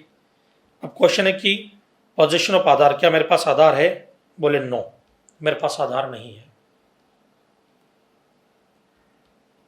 आधार है, बोले नो, मेरे पास आधार नहीं है। या फिर यस, मेरे पास आधार है बट मैं आधार ऑथेंटिकेशन नहीं करवाना चाहता, बराबर, आधार ऑथेंटिकेशन नहीं करवाना चाहता, तो क्या होगा। तो सबसे पहली चीज, मेरे पास आधार है नहीं है, तो applicant not willing to obtain Aadhaar just for getting GST registration. मतलब मेरे पास आधार नहीं है और मैं आधार लेना भी नहीं चाहता, आधार लेना भी नहीं चाहता खाली रजिस्ट्रेशन के लिए। कौन आधार के लिए मगजमारी करेगा, मैं नहीं लेना चाहता आधार। मैं फॉरेन में रहता था, मैं फॉरेन में पढ़ाई की, मैं इंडिया में था ही नहीं जब आधार कार्ड बन रहे थे। मैं अब इंडिया में आया, मैं इंडिया में बिजनेस शुरू कर रहा हूं अपना, बराबर है, और मैं अपना आधार अभी नहीं लेना चाहता खाली रजिस्ट्रेशन के लिए। तो मेरे पास आधार कार्ड है नहीं और मैं रजिस्ट्रेशन पर्पस के लिए लेना भी नहीं चाहता आधार कार्ड, पहला केस, बराबर। केस नंबर 2, मेरे पास आधार है बट मैं आधार ऑथेंटिकेशन नहीं करवाना चाहता, बराबर है, आधार है बट मैं आधार ऑथेंटिकेशन नहीं करवाना चाहता, तो क्या होगा इधर देखना। तो मेरी जो वेरिफिकेशन है ना वो ऑल्टरनेटिव मीन्स से होगी। ऑल्टरनेटिव मेथड क्या होगा, जब आधार ऑथेंटिकेशन नहीं होता तो फिजिकल वेरिफिकेशन, जो मैंने बताया, डॉक्यूमेंट्री वेरिफिकेशन, तो फिजिकल वेरिफिकेशन और डॉक्यूमेंट्री वेरिफिकेशन होगा। अब इधर देखना, मैंने एप्लीकेशन दे दी 1 जुलाई को, पार्ट बी फिल किया, बराबर है, फिजिकल वेरिफिकेशन, डॉक्यूमेंट्री वेरिफिकेशन होगा। Date of submission of registration application क्या माना जाएगा कि मैंने एप्लीकेशन किस डेट को दी, बोले जिस दिन मैंने पार्ट बी फिल किया था उसी दिन, मतलब 1 जुलाई। 1 जुलाई को मैंने पार्ट बी फिल कर दिया था, 1 जुलाई को मैंने एप्लीकेशन दे दी। अब इसके 21 डेज में डिपार्टमेंट ऑब्जेक्शन उठा सकता है मेरे पे। 21 डेज में डिपार्टमेंट को लगता है कि महेश गौड़ से कुछ एक्सप्लेनेशन लेना है, कुछ डिटेल्स लेनी है, बराबर, तो वो ले सकता है मुझसे, बराबर है। कुछ डॉक्यूमेंट्स प्रॉपर नहीं है, डॉक्यूमेंट्स और चाहिए तो वो भी मैं दूंगा उनको, बराबर। लेकिन 21 डेज में अगर उन्होंने कोई एक्शन नहीं लिया तो ये मान लिया जाएगा कि मैं रजिस्टर्ड हो चुका हूं। If no action is taken by proper officer on registration application within 21 days, deemed registration, मुझे डीम्ड रजिस्टर्ड पर्सन मान लिया जाएगा। अब नेक्स्ट आते हैं, मेरे पास आधार नंबर है और मैं आधार ऑथेंटिकेशन के लिए रेडी भी हूं। मैंने क्या किया, 1 जुलाई को पार्ट बी फिल कर दिया, एप्लीकेशन सबमिट कर दी, एप्लीकेशन सबमिट कर दी मैंने। तो Aadhaar authentication whether successful within 15 days of submission of part B. अब ये देखना कि मैंने 1 जुलाई को एप्लीकेशन दी तो 15 तारीख तक आधार ऑथेंटिकेशन हो गया क्या, बोले नहीं हुआ, मतलब आधार ऑथेंटिकेशन फेल हो गया।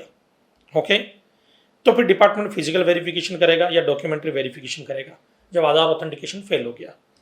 जब फिजिकल वेरिफिकेशन करेगा तो हमने अभी अभी जस्ट पढ़ा है इस चार्ट से पहले वाला पार्ट, जिसमें मैंने ये बताया कि आधार ऑथेंटिकेशन फेल हो जाता है तो ये माना जाएगा 15th डे, 15वें दिन तक, 15 दिन तक वेरिफिकेशन हुआ, फेल हो गया आधार ऑथेंटिकेशन, तो जो 15th डे होगा वो डेट मानी जाएगी कि मैंने एप्लीकेशन सबमिट की। भले ही मैंने पार्ट भी 1 जुलाई को सबमिट कर दिया, बट मेरा आधार ऑथेंटिकेशन फेल होने की वजह से ये माना जाएगा 15 जुलाई को सबमिट किया मैंने।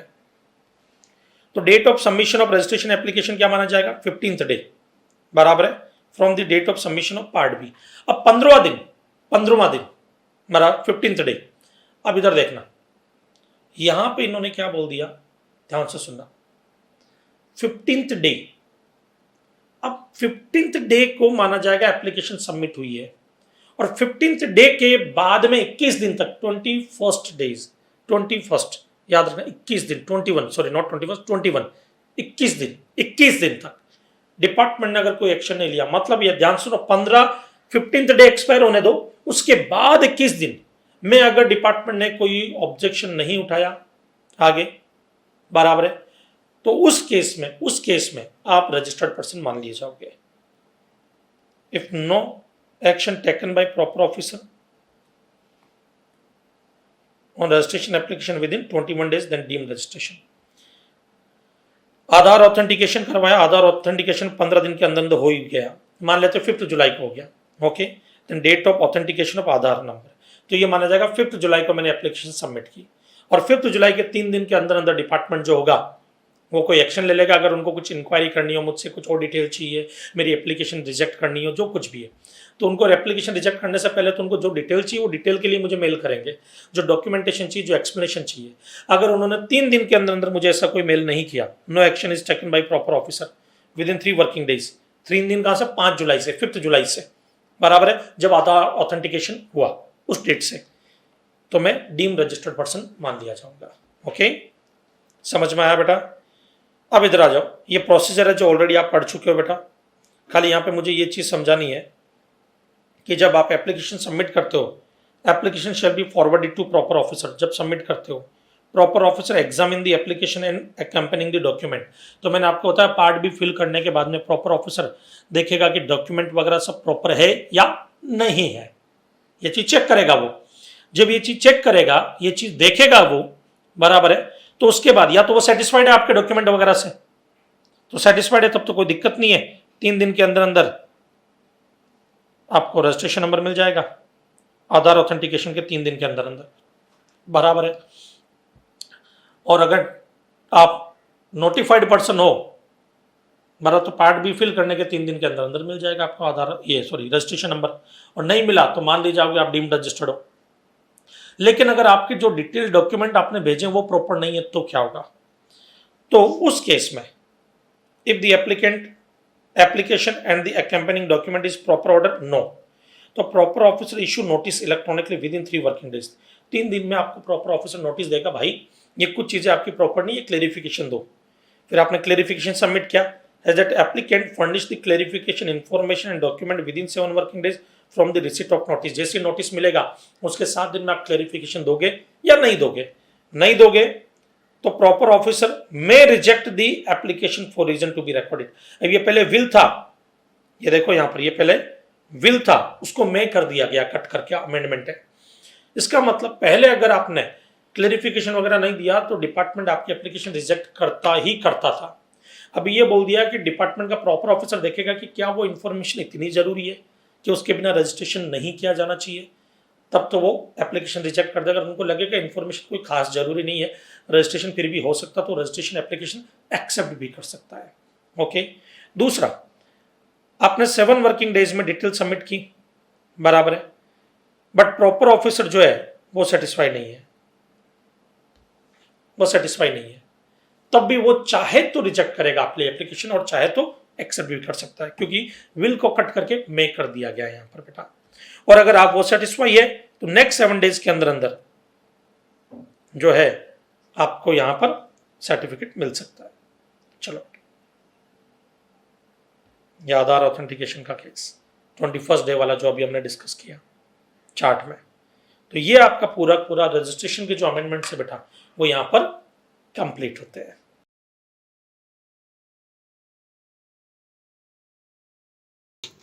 एग्जाम्पल के लिए मैं एक सप्लायर हूं, मैं सर्विस देता हूं, जैसे मान लो कि मैं पढ़ाता हूं, मैं इनडायरेक्ट टैक्स पढ़ाता हूं। एक एग्जाम्पल इसी का ले लेते हैं। ये भाई साहब हैं जो मुझसे आईडीटी पढ़ना चाहते हैं, जीएसटी पढ़ना चाहते हैं। इन्होंने बोला महेश गौड़ सर मुझे आपसे जीएसटी पढ़ना है। मैंने कहा ओके नो प्रॉब्लम। इन्होंने मुझे बोला सर कितनी फीस होगी, मैंने कहा ₹1 लाख प्लस जीएसटी 18% 18,000, आप टोटल 1,18,000 दे दो। इन्होंने मुझे बोला सर बैच कल से चालू हो रहा था, मैं आ जाऊं। मैंने कहा नहीं, बैच अभी 3 महीने बाद शुरू होगा, आफ्टर 3 months बैच चालू होगा, बट अमाउंट आप आज दे दो। अब ये पेमेंट आज कर रहे हैं बट मैं सर्विस आज नहीं देने वाला इनको, तो मैं इनको क्या करता हूं, ये एडवांस में दे रहे हैं मुझे, इतना अमाउंट इन्होंने एडवांस दिया मुझे, तो मैं क्या करूंगा, इनको रिसिट वाउचर इशू करूंगा। क्या इशू करूंगा, receipt voucher. Tax invoice issue नहीं करते, रिसिट वाउचर इशू कर सकता हूं। यहाँ पर टैक्स इनवॉइस तो हम कब तक इशू कर सकते हैं, जिस दिन मैंने सप्लाई कंप्लीट की उसके विदिन 30 days तक मैं इशू कर सकता हूं इनको, बराबर है। तो अभी टैक्स इनवॉइस इशू करना जरूरी नहीं समझा मैंने, तो मैंने रिसिट वाउचर इशू कर दिया इनको। ओके, तो इधर देखना, इन्होंने मुझे 1,18,000 दिया, मैंने इनको रिसिट वाउचर इशू कर दिया। अब इनको मालूम चला कि कहीं और महेश गौड़ सर का एक बैच अनाउंस हुआ, बराबर है, जहां पर बहुत जल्दी पोर्शन कंप्लीट भी हो जाएगा, 2 months के अंदर अंदर कंप्लीट हो जाएगा। जैसे कि अभी अन अकेडमी में आए, 1 अगस्त से बैच चालू होने वाला है, 2 months में बैच कंप्लीट भी हो जाएगा। तो स्टूडेंट ने सोचा क्यों ना मैं उधर एडमिशन ले लेता हूँ, महेश सर से वापस रिफंड ले लेता हूँ मैं। और ये आया मेरे पास में आफ्टर 1 month। बट ये ट्रांजेक्शन, ये बात हुई थी हमारे बीच में, मान लेते हैं एग्जाम्पल के लिए जुलाई मंथ में, बराबर है, जुलाई मंथ में, सॉरी जून मंथ में, नॉट जुलाई, जून मंथ में मैंने क्या किया, ये 18,000 डिपार्टमेंट को पे कर दिया। जीएसटी डिपार्टमेंट दिख रहा है, अब इधर देखना, ये 18,000 मैंने इनको पे कर दिया। कितना, 18,000 रुपए। 18,000 किसको पे किया, जीएसटी डिपार्टमेंट को, टैक्स का। ये मैंने कब पे कर दिया बेटा, जुलाई में, मान लो 20 जुलाई को कर दिया, 20th जुलाई। और ये भाई साहब, ये स्टूडेंट मेरे पास में आता है 25 जुलाई को, और आकर के मुझे बोलता है महेश गौड़ सर मुझे वो रिफंड कर दीजिए आप 1,18,000। अब मैं इनको रिफंड दे रहा हूं, 1,18,000 रिफंड दे रहा हूं मैं इनको, बट जीएसटी का अमाउंट तो मैं पे कर चुका हूं डिपार्टमेंट को, उसका क्या होगा। तो यहां पर क्या प्रोविजन है कि जब मैं इनको रिफंड दूंगा 1,18,000 का, तो मैं एक रिफंड वाउचर इशू करूंगा। क्या इशू करूंगा, रिफंड वाउचर इशू करूंगा। ओके, जैसे रिफंड वाउचर मैंने इनको दे दिया, टैक्स इनवॉइस मैंने इशू नहीं किया था इनको, मैंने इनको रिफंड वाउचर इशू कर दिया। अभी रिफंड वाउचर दूंगा और फिर उस रिफंड वाउचर के बेस पर मैं ये जो 18,000 पे कर दिया था मैंने डिपार्टमेंट को, उसको क्लेम कर लूंगा, रिफंड क्लेम कर लूंगा। तो ये प्रोविजन तो पहले भी था, अभी भी, नया कुछ भी नहीं है। तो पहले एक बार इसको समझ लेते हैं, इधर आ जाओ। सप्लायर ऑफ सर्विस मिस्टर है, मान लो ये मैं हूं, recipient of service mister B ये आप हो, मान लो आपने मुझे एडवांस दिया तो मैंने आपको रिसीट वाउचर इशू कर दिया। फिर GST liability paid on advance by mister A, मैंने वो 18,000 की जो अपनी लायबिलिटी थी वो पे कर दी डिपार्टमेंट को। ओके, डिपार्टमेंट को पे कर दी। पे करने के बाद सप्लाई नहीं हो पाई और रिफंड करना पड़ा ऑफ सच अमाउंट। मैं आपको रिफंड दे रहा हूं 1 लाख प्लस 18,000 जीएसटी का।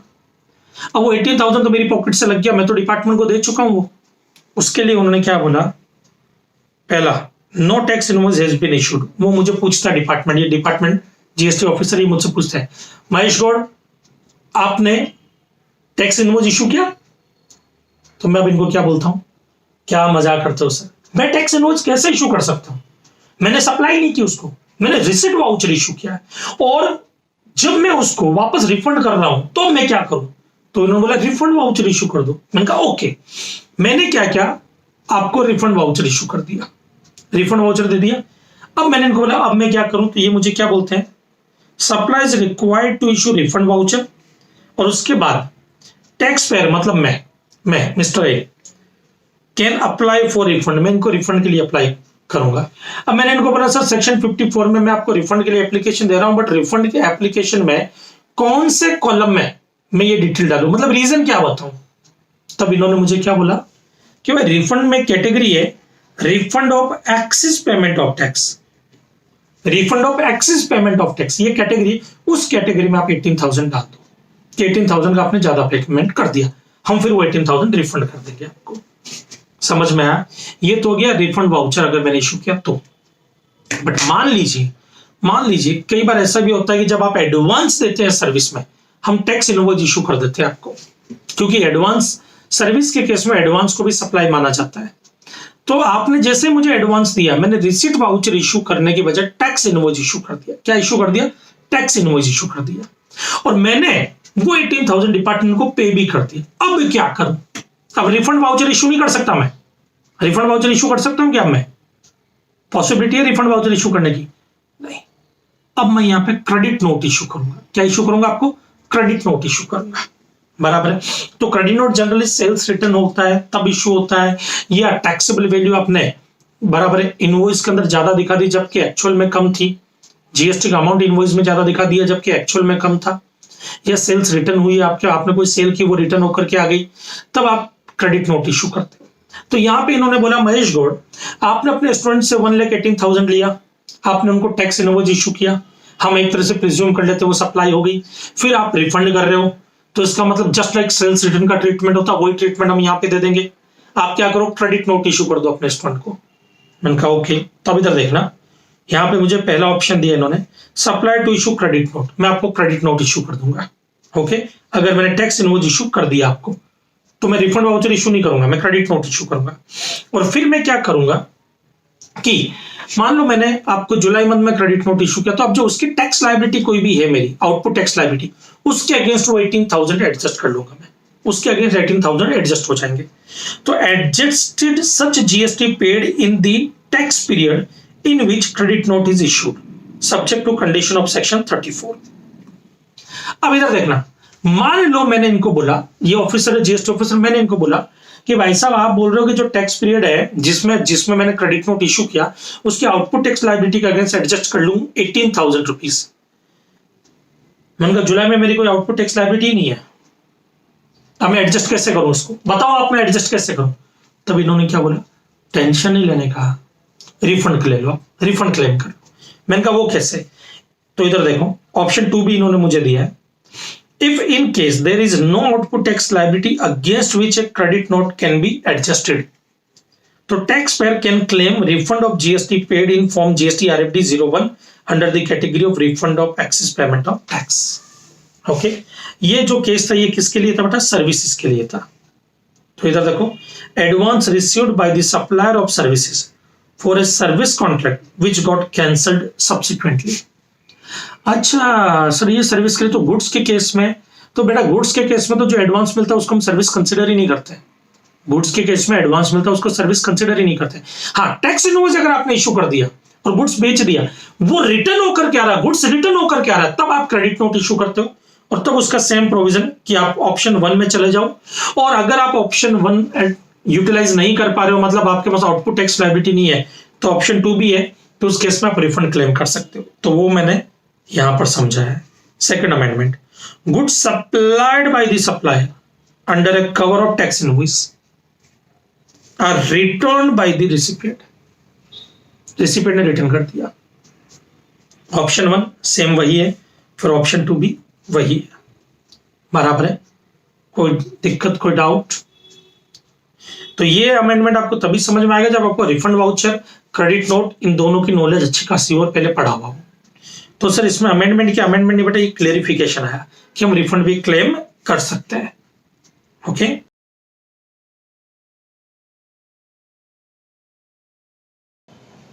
न्यू रूल 96B, एक नया रूल इंट्रोड्यूस हुआ। 96 आपने पढ़ा, 96A आपने पढ़ा, अब 96B एक नया रूल हो रहा है। ये रूल क्या बोलता है, ध्यान से सुनना, ये भी हमने लेक्चर में डिस्कस किया है, बट फिर भी यहां पे वापस से आप समझो। Recovery of refund of unutilized input tax credit of IGST paid on export of goods where export proceed not realized।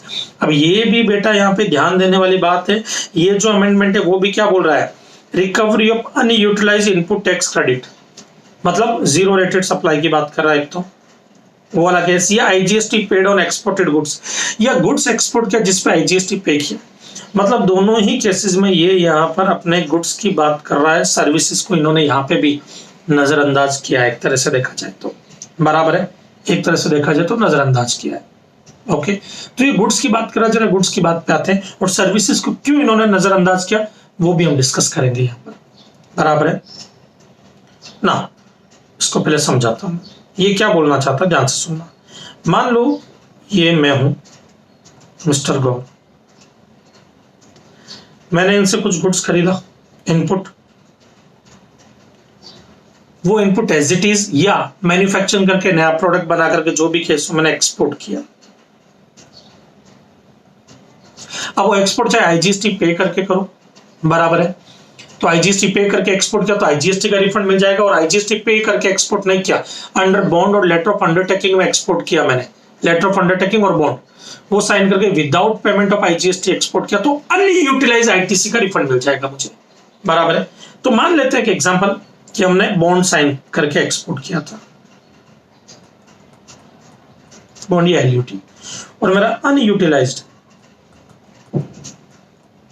Input tax credit का अमाउंट है, मान लेते हैं 75,000, और मैंने एक्सपोर्ट किया था, एक्सपोर्ट वैल्यू है 10 लाख, 10 लाख में मैंने एक्सपोर्ट किया था, और जो कैलकुलेशन की थी मैक्सिमम रिफंड की, ये ऊपर जो फॉर्मूला हमने पढ़ाई है, इस तरह से मान लेते हैं मैंने जो कैलकुलेशन को उसमें 75,000 का रिफंड आ रहा था, मैंने क्या एक्सपोर्ट किया, गुड्स एक्सपोर्ट किया, ध्यान से सुनना। अब मैंने रिफंड के लिए एप्लीकेशन दे दी, रिफंड के लिए एप्लीकेशन दे दी, जैसे रिफंड के लिए एप्लीकेशन दूंगा मुझे रिफंड मिल जाएगा। मुझे डिपार्टमेंट ने रिफंड कर दिया, ये डिपार्टमेंट है जीएसटी ऑफिसर, ये देखो मैं एप्लीकेशन दे रहा हूं इनको, एप्लीकेशन देने के बाद इन्होंने सारी डिटेल चेक कर ली कि भाई जीरो रेटेड सप्लाई की सारी डिटेल प्रॉपर है या नहीं है। चेक करने के बाद में इन्होंने मुझे क्या किया, जो भी एक्सपोर्ट किया मैंने, जो भी एक्सपोर्ट किया गुड्स, उसका प्रॉपर वेरिफिकेशन करने के बाद, डॉक्यूमेंट्स का वेरिफिकेशन करने के बाद सेटिस्फाई होकर के इन्होंने 75,000 का रिफंड मुझे सैंक्शन कर दिया। अब मेरे पास रिफंड आ चुका है, रिफंड आ चुका है, लेकिन ध्यान से सुनना, मुझे बेनिफिट दिया क्यों है गवर्नमेंट ने? जब भी आप एक्सपोर्ट करते हो तो एक्सपोर्टर को बेनिफिट मिलता क्यों है? क्योंकि फॉरेन करेंसी इंडिया में आती है, गवर्नमेंट चाहती है कि ज्यादा से ज्यादा फॉरेन करेंसी इंडिया में। ये देखो डॉलर की बारिश हो रही है, रुपीस की बारिश हो रही है, ये जो है डॉलर, जो है डॉलर, ये डॉलर इंडिया में जितना ज्यादा आएगा रुपीस उतना ही ज्यादा मजबूत होगा, बराबर है। तो गवर्नमेंट ने क्या किया, एक्सपोर्ट को प्रमोट करने के लिए हम सबको बेनिफिट दे रखा कि अगर आप एक्सपोर्ट करते हो सर्विसेज गुड्स वगैरह तो आपको हम रिफंड दे देंगे, रिबेट दे देंगे, फॉरेन ट्रेड पॉलिसी आपने पढ़ा हो उसमें भी काफी सारे बेनिफिट्स मिलते हैं, कस्टम्स में भी मिलते हैं। सबके पीछे का रीजन एक ही है, डॉलर की बारिश हो इंडिया में, तो इंडिया में डॉलर की बारिश। अब यह सबसे इंपॉर्टेंट है, गवर्नमेंट ने बेनिफिट दे दिया, लेकिन फेमा है ना, फेमा में एक टाइम लिमिट होता है कि उस टाइम लिमिट तक पैसा इंडिया में आ जाना चाहिए। मान लेते हैं फेमा ने एक टाइम लिमिट दिया मुझे, उस टाइम लिमिट तक मेरा पैसा इंडिया में नहीं आया, ये जो 10 लाख रुपीज है, बराबर है, ये फॉरेन करेंसी की फॉर्म में इंडिया में आ जाना चाहिए, बट नहीं आया पैसा मुझे, सेल प्रोसीड्स नहीं आया। तब जब सेल प्रोसीड्स नहीं आया, जो भी टाइम लिमिट फेमा में दिया गया उसमें, या जो भी एक्सटेंडेड टाइम लिमिट है, बराबर, उसमें अगर नहीं आया तो इज्जत से मैं ये 75,000 वापस डिपार्टमेंट को पे करूंगा, प्लस 18% इंटरेस्ट पर एनम के साथ में पे करूंगा। अगर मैंने ये नहीं किया तो ये जो ऑफिसर दिख रहा है ना, इतना खतरनाक ऑफिसर, ये खतरनाक ऑफिसर मुझसे रिकवरी करेगा उसकी। और रिकवरी में आपने डिमांड एंड रिकवरी चैप्टर पढ़ा होगा, उसमें डिमांड में हमने सेक्शन 73 एंड 74 पढ़ा, 73 बाय मिस्टेक, 74 फ्रॉड वाले केसेस। तो 73 तो अदर देन फ्रॉड और 74 फ्रॉड के केसेस के लिए था।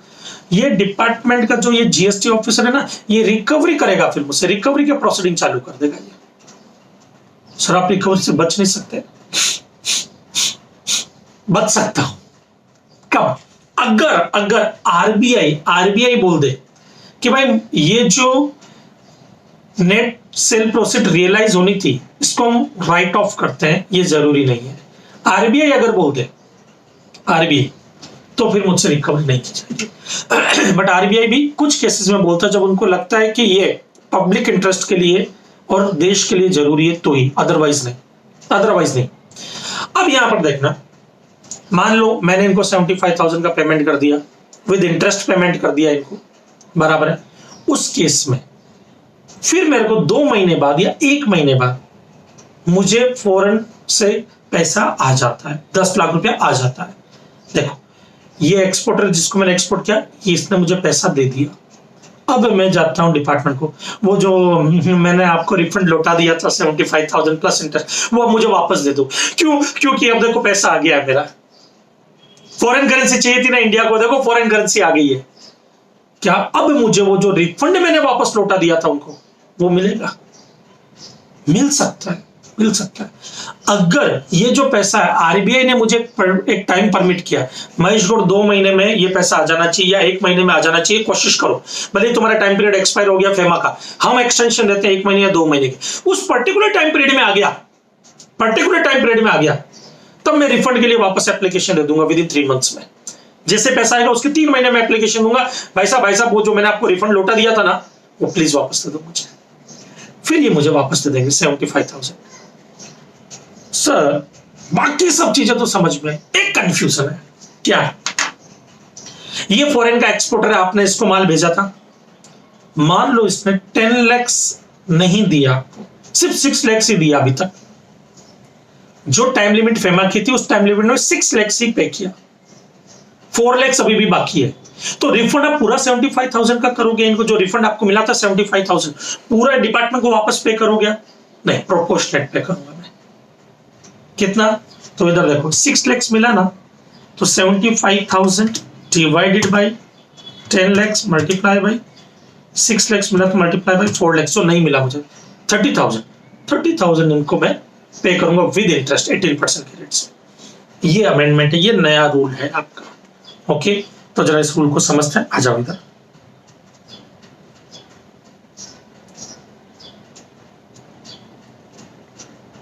Value of goods ₹10 lakh, GST 18%। मैंने यूएस को एक्सपोर्ट किया अंडर बॉन्ड और letter of undertaking without payment of IGST.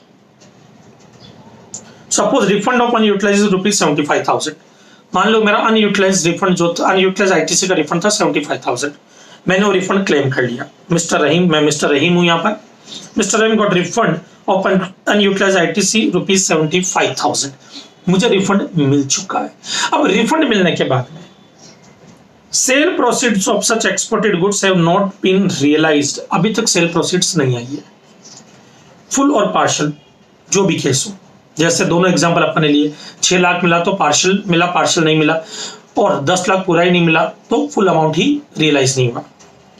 With in time limit permissible under FEMA act 1999 including any extension of such period.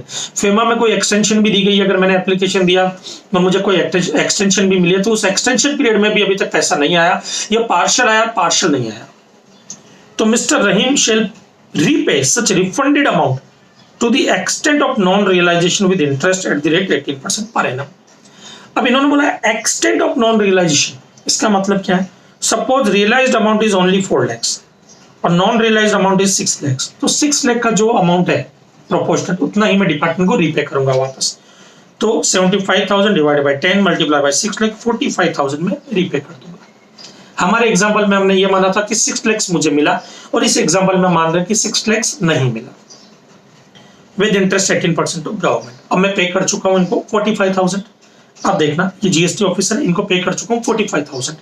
आगे देखो क्या बोलता है, step number 4, repayment should be made with in 30 days. मुझे 30 दिन के अंदर अंदर इनको रीपेमेंट कर देना चाहिए। Of expiry of permissible period, जिस दिन भी टाइम पीरियड एक्सपायर हो गया कि पैसा आ जाना चाहिए उसके 30 डेज के अंदर अंदर। Otherwise proper officer will initiate action as per section 73-74 of CGST act 2017। 73 non fraud के केस, 74 फ्रॉड वाले केसेस में जैसे डिपार्टमेंट डिमांड नोटिस वगैरह भेजता है, शोकॉज नोटिस भेजता है, वही सारा प्रोसीडिंग ये चालू कर देंगे मेरे पे। पॉइंट टू बी नोटेड, क्या ये रिकवरी, इनको रिकवरी से रोका जा सकता है? यस। कब? If RBI writes off the requirement of sale proceeds on merits, the refund paid to the applicant shall not be recovered। RBI अगर बोल दे भाई हम इसको राइट ऑफ कर रहे हैं और जो रिफंड पे कर दिया उसको रिकवर करने की जरूरत नहीं है, तो फिर रिकवरी नहीं होगी।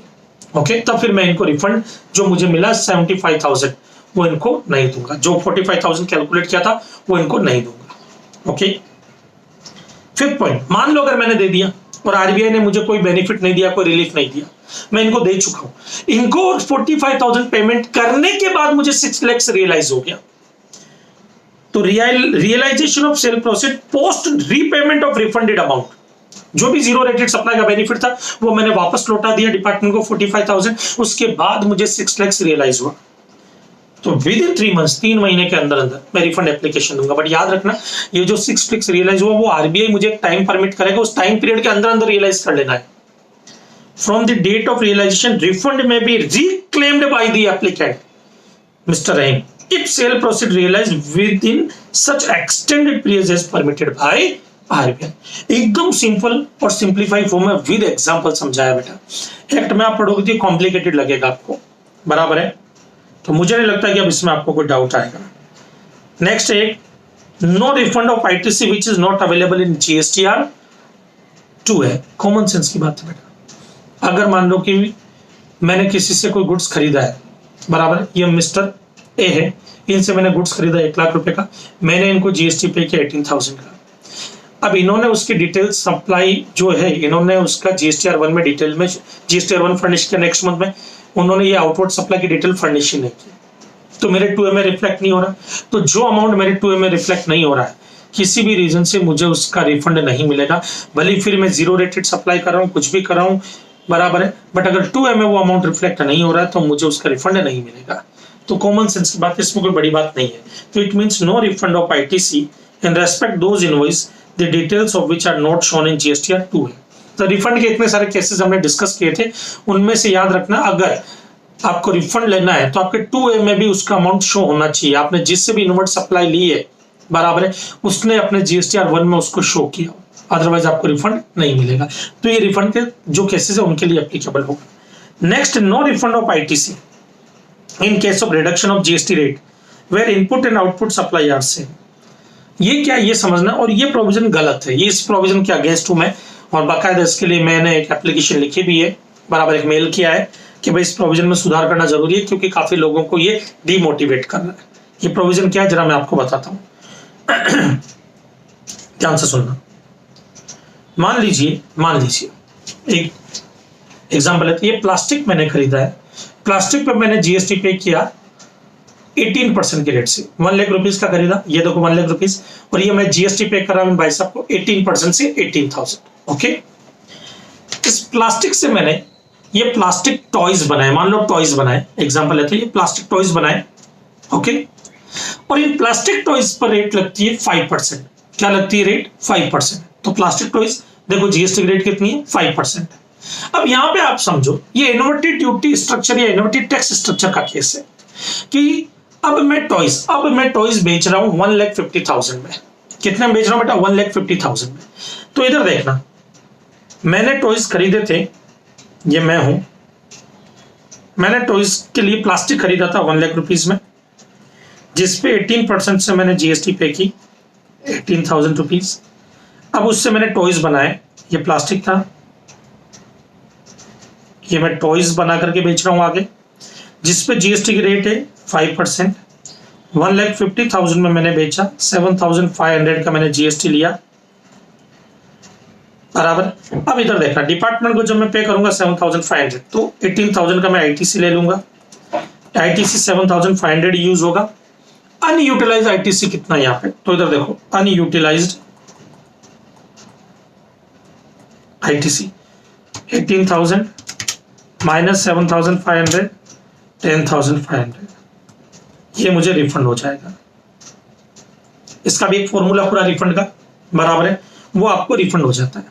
बट ये कब होता है? जब इन्वर्टेड टैक्स स्ट्रक्चर का केस। और इन्वर्टेड टैक्स स्ट्रक्चर में उन्होंने क्या बोला कि भाई यहाँ पर हम उस चीज का रिफंड करेंगे जब आप कोई भी इनवर्ट सप्लाई लेते हो तो उस पर जीएसटी रेट ज्यादा है, और फिर आप मैन्युफैक्चरिंग करके आगे एक्सपोर्ट करते हो, बराबर है, या इंडिया में नॉट एक्सपोर्ट, इंडिया में बेचते हो, बराबर, इंडिया में बेचते हो, तो उस केस में याद रखना कि जीएसटी की रेट कम है, मतलब प्रोडक्ट प्लास्टिक पे ज्यादा है, टॉयज पे कम है, आउटवर्ड सप्लाई पे कम है, तो इन्वर्टेड टैक्स स्ट्रक्चर में उसका रिफंड मिलेगा।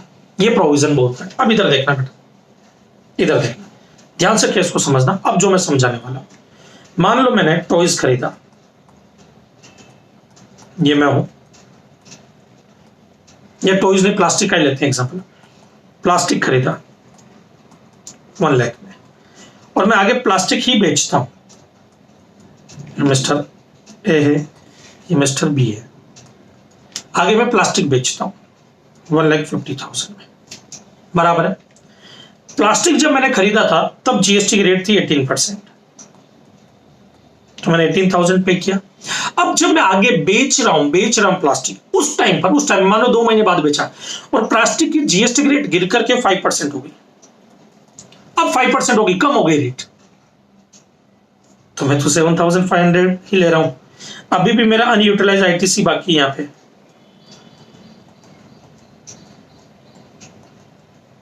तो मैंने कहा भाई मैं इसको इन्वर्टेड टैक्स स्ट्रक्चर में जो रिफंड मिलता है उसमें रिफंड क्लेम कर लेता हूं। डिपार्टमेंट ने बोला नहीं कर सकते, यहीं पर रोक लगा दी उन्होंने, और ये गलत है, मिलना चाहिए यहाँ पर। भाई एथिकली देखा जाए तो मैं अब बाकी बच्चे आईटीसी का करूंगा क्या, ऐसा मेरा काफी सारा आईटीसी अक्यूमुलेट होता जाएगा, यहाँ पे रिफंड मिलना चाहिए, मेरा ओपिनियन है, बराबर है। और जब जब भी अपन ने ओपिनियन फ्रेम किया है, उनमें से 80% केसेस में बाद में अमेंडमेंट और क्लेरिफिकेशन आए हैं, और वही आए हैं जो अपन ने लेक्चर में डिस्कस किए हैं। तो यहां पर मेरा ओपिनियन है कि रिफंड मिलना चाहिए, बट हाल फिलहाल क्लेरिफिकेशन आईसीएन ने, सॉरी सीबीआईसी ने ये दिया कि हम रिफंड नहीं देंगे, बट बेटा बहुत ही जल्द ये भी आ जाएगा कि रिफंड बाद में मिलेगा। बट आपके एग्जाम पॉइंट ऑफ व्यू से जो क्लेरिफिकेशन आया है वो क्या है कि यहाँ पर रिफंड नहीं मिलेगा। तो इसका मतलब ये जो इन्वर्टेड टैक्स स्ट्रक्चर है, ये मेथड यहाँ पे नहीं लगेगा, कोई रिफंड नहीं मिलेगा, क्योंकि प्लास्टिक ही आपने खरीदा था, प्लास्टिक ही आप बेच रहे हो, दोनों सेम प्रोडक्ट है, दोनों क्या है, सेम प्रोडक्ट। तो सेम प्रोडक्ट होगा तो आपको रिफंड नहीं मिलेगा इन्वर्टेड टैक्स स्ट्रक्चर में। अब आ जाओ एक बार रीड करते हैं। No refund of ITC in case of reduction of GST rate where input और आउटपुट सप्लाई आर सेम। बाकी का एक बार ये सर्कुलर नंबर है, ये एक बार रीड कर लेना। ओके, चलो तो यहां तक एक बार आप देखो, इसमें कोई डाउट है तो, और नहीं तो फिर हम आगे चलते।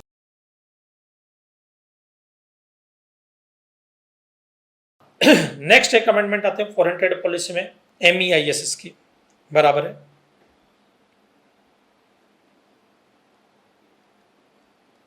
MEIS स्कीम पहला झटका, MEIS स्कीम आपकी 1 जनवरी 2021 से रिमूव हो रही है।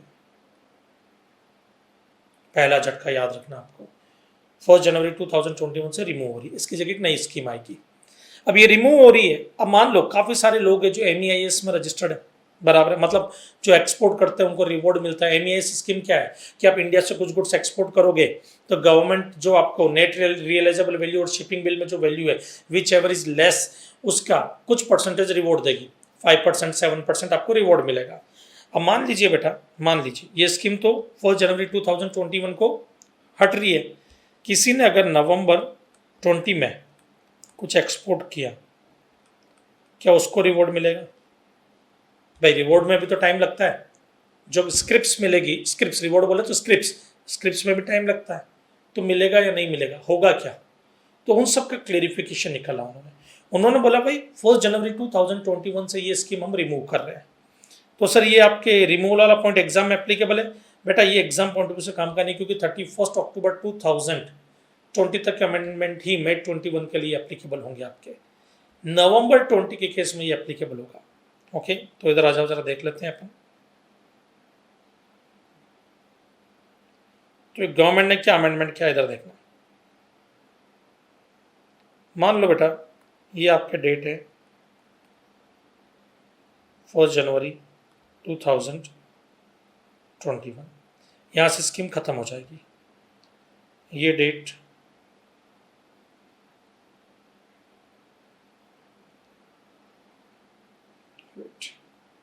इसको थोड़ा और अच्छे से,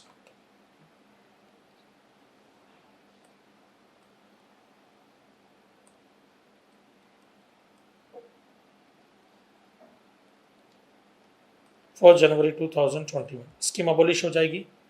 इसके एक दिन पहले मतलब 31 दिसंबर 2020 उसका क्या होगा।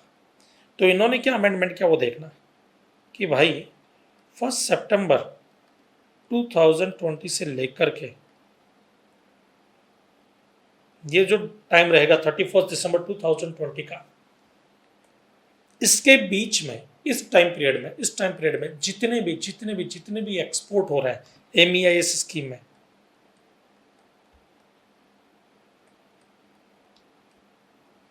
उनको रिवॉर्ड कितना मिलेगा, बोले जो भी रिवॉर्ड उनका बनता है, amount of reward percentage multiply by जो भी एक्सपोर्ट वैल्यू है उनकी या शिपिंग बिल की value, net realisable value whichever is less, और 2 crore whichever is less. इसका मतलब उन्होंने एक लिमिट डाल दी कि महेश गौड़ तुम्हारा MEIS स्कीम के अकॉर्डिंग कितना रिवॉर्ड बनता है। मान लो मैंने 100 करोड़ का एक्सपोर्ट किया और रिवॉर्ड का अमाउंट बनता 5%, तो मुझे 5 करोड़ का रिवॉर्ड मिलेगा। तो उन्होंने क्या बोला, तुमको 5 करोड़ नहीं देंगे, हम सिर्फ 2 करोड़ का रिवॉर्ड देंगे, बराबर। पहला। दूसरा झटका जितने भी लोग अप्लाई कर रहे हैं उनको हम पहले ही बोलते हैं, गवर्नमेंट ने बोला कि हमारा बजट जो है रिवॉर्ड देने का वो 5,000 करोड़ का ही है।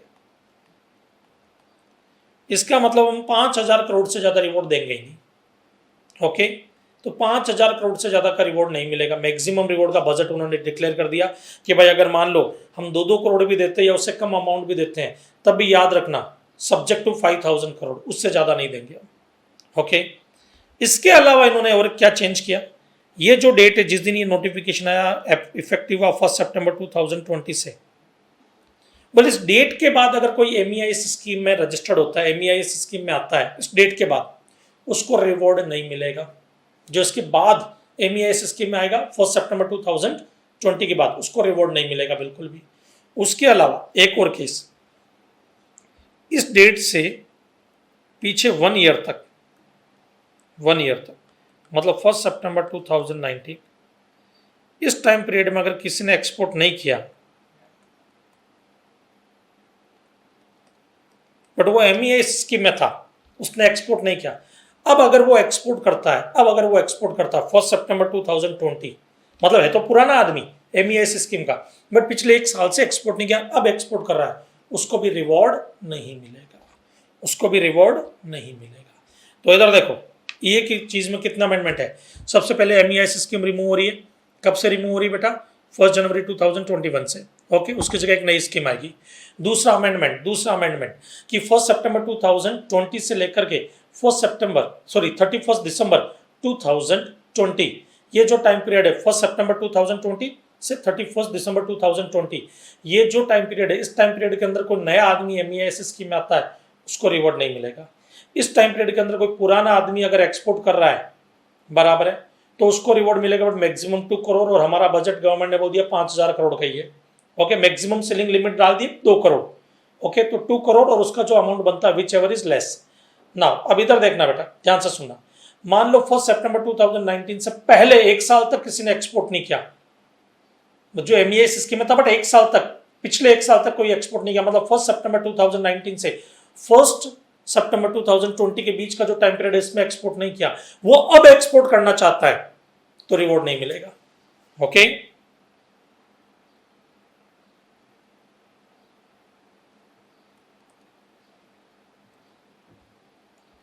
Maximum 5,000 crore.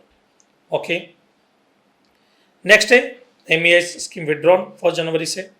Duty free import authorisation scheme में हमने पढ़ा था कि प्रोहिबिटेड गुड्स को आप इंपोर्ट नहीं कर सकते। जो हार्मोनाइज सिस्टम ऑफ नॉमेनक्लेचर के अकॉर्डिंग प्रोहिबिटेड गुड्स है वो इंपोर्ट नहीं हो सकते हैं। ये आपने duty free import authorisation scheme में पढ़ा। यहाँ पर इन्होंने क्या बोल दिया, अभी उसमें कुछ नाम जोड़े, और रो शुगर आप इंपोर्ट नहीं कर सकते, ये बोला था पहले। अभी बोल दिया इंपोर्ट ऑफ टायर्स जो होते हैं वो भी आप इंपोर्ट नहीं कर सकते, टायर्स। ओके, वो भी आप क्या इंपोर्ट नहीं कर सकते, duty free import authorisation scheme है। इसका मतलब अगर अब मैं टायर इंपोर्ट कर रहा हूं तो मुझे duty free import authorisation scheme का बेनिफिट नहीं मिलेगा। तो बेटा यहाँ पर आपके इंपोर्टेंट अमेंडमेंट्स खत्म होते हैं।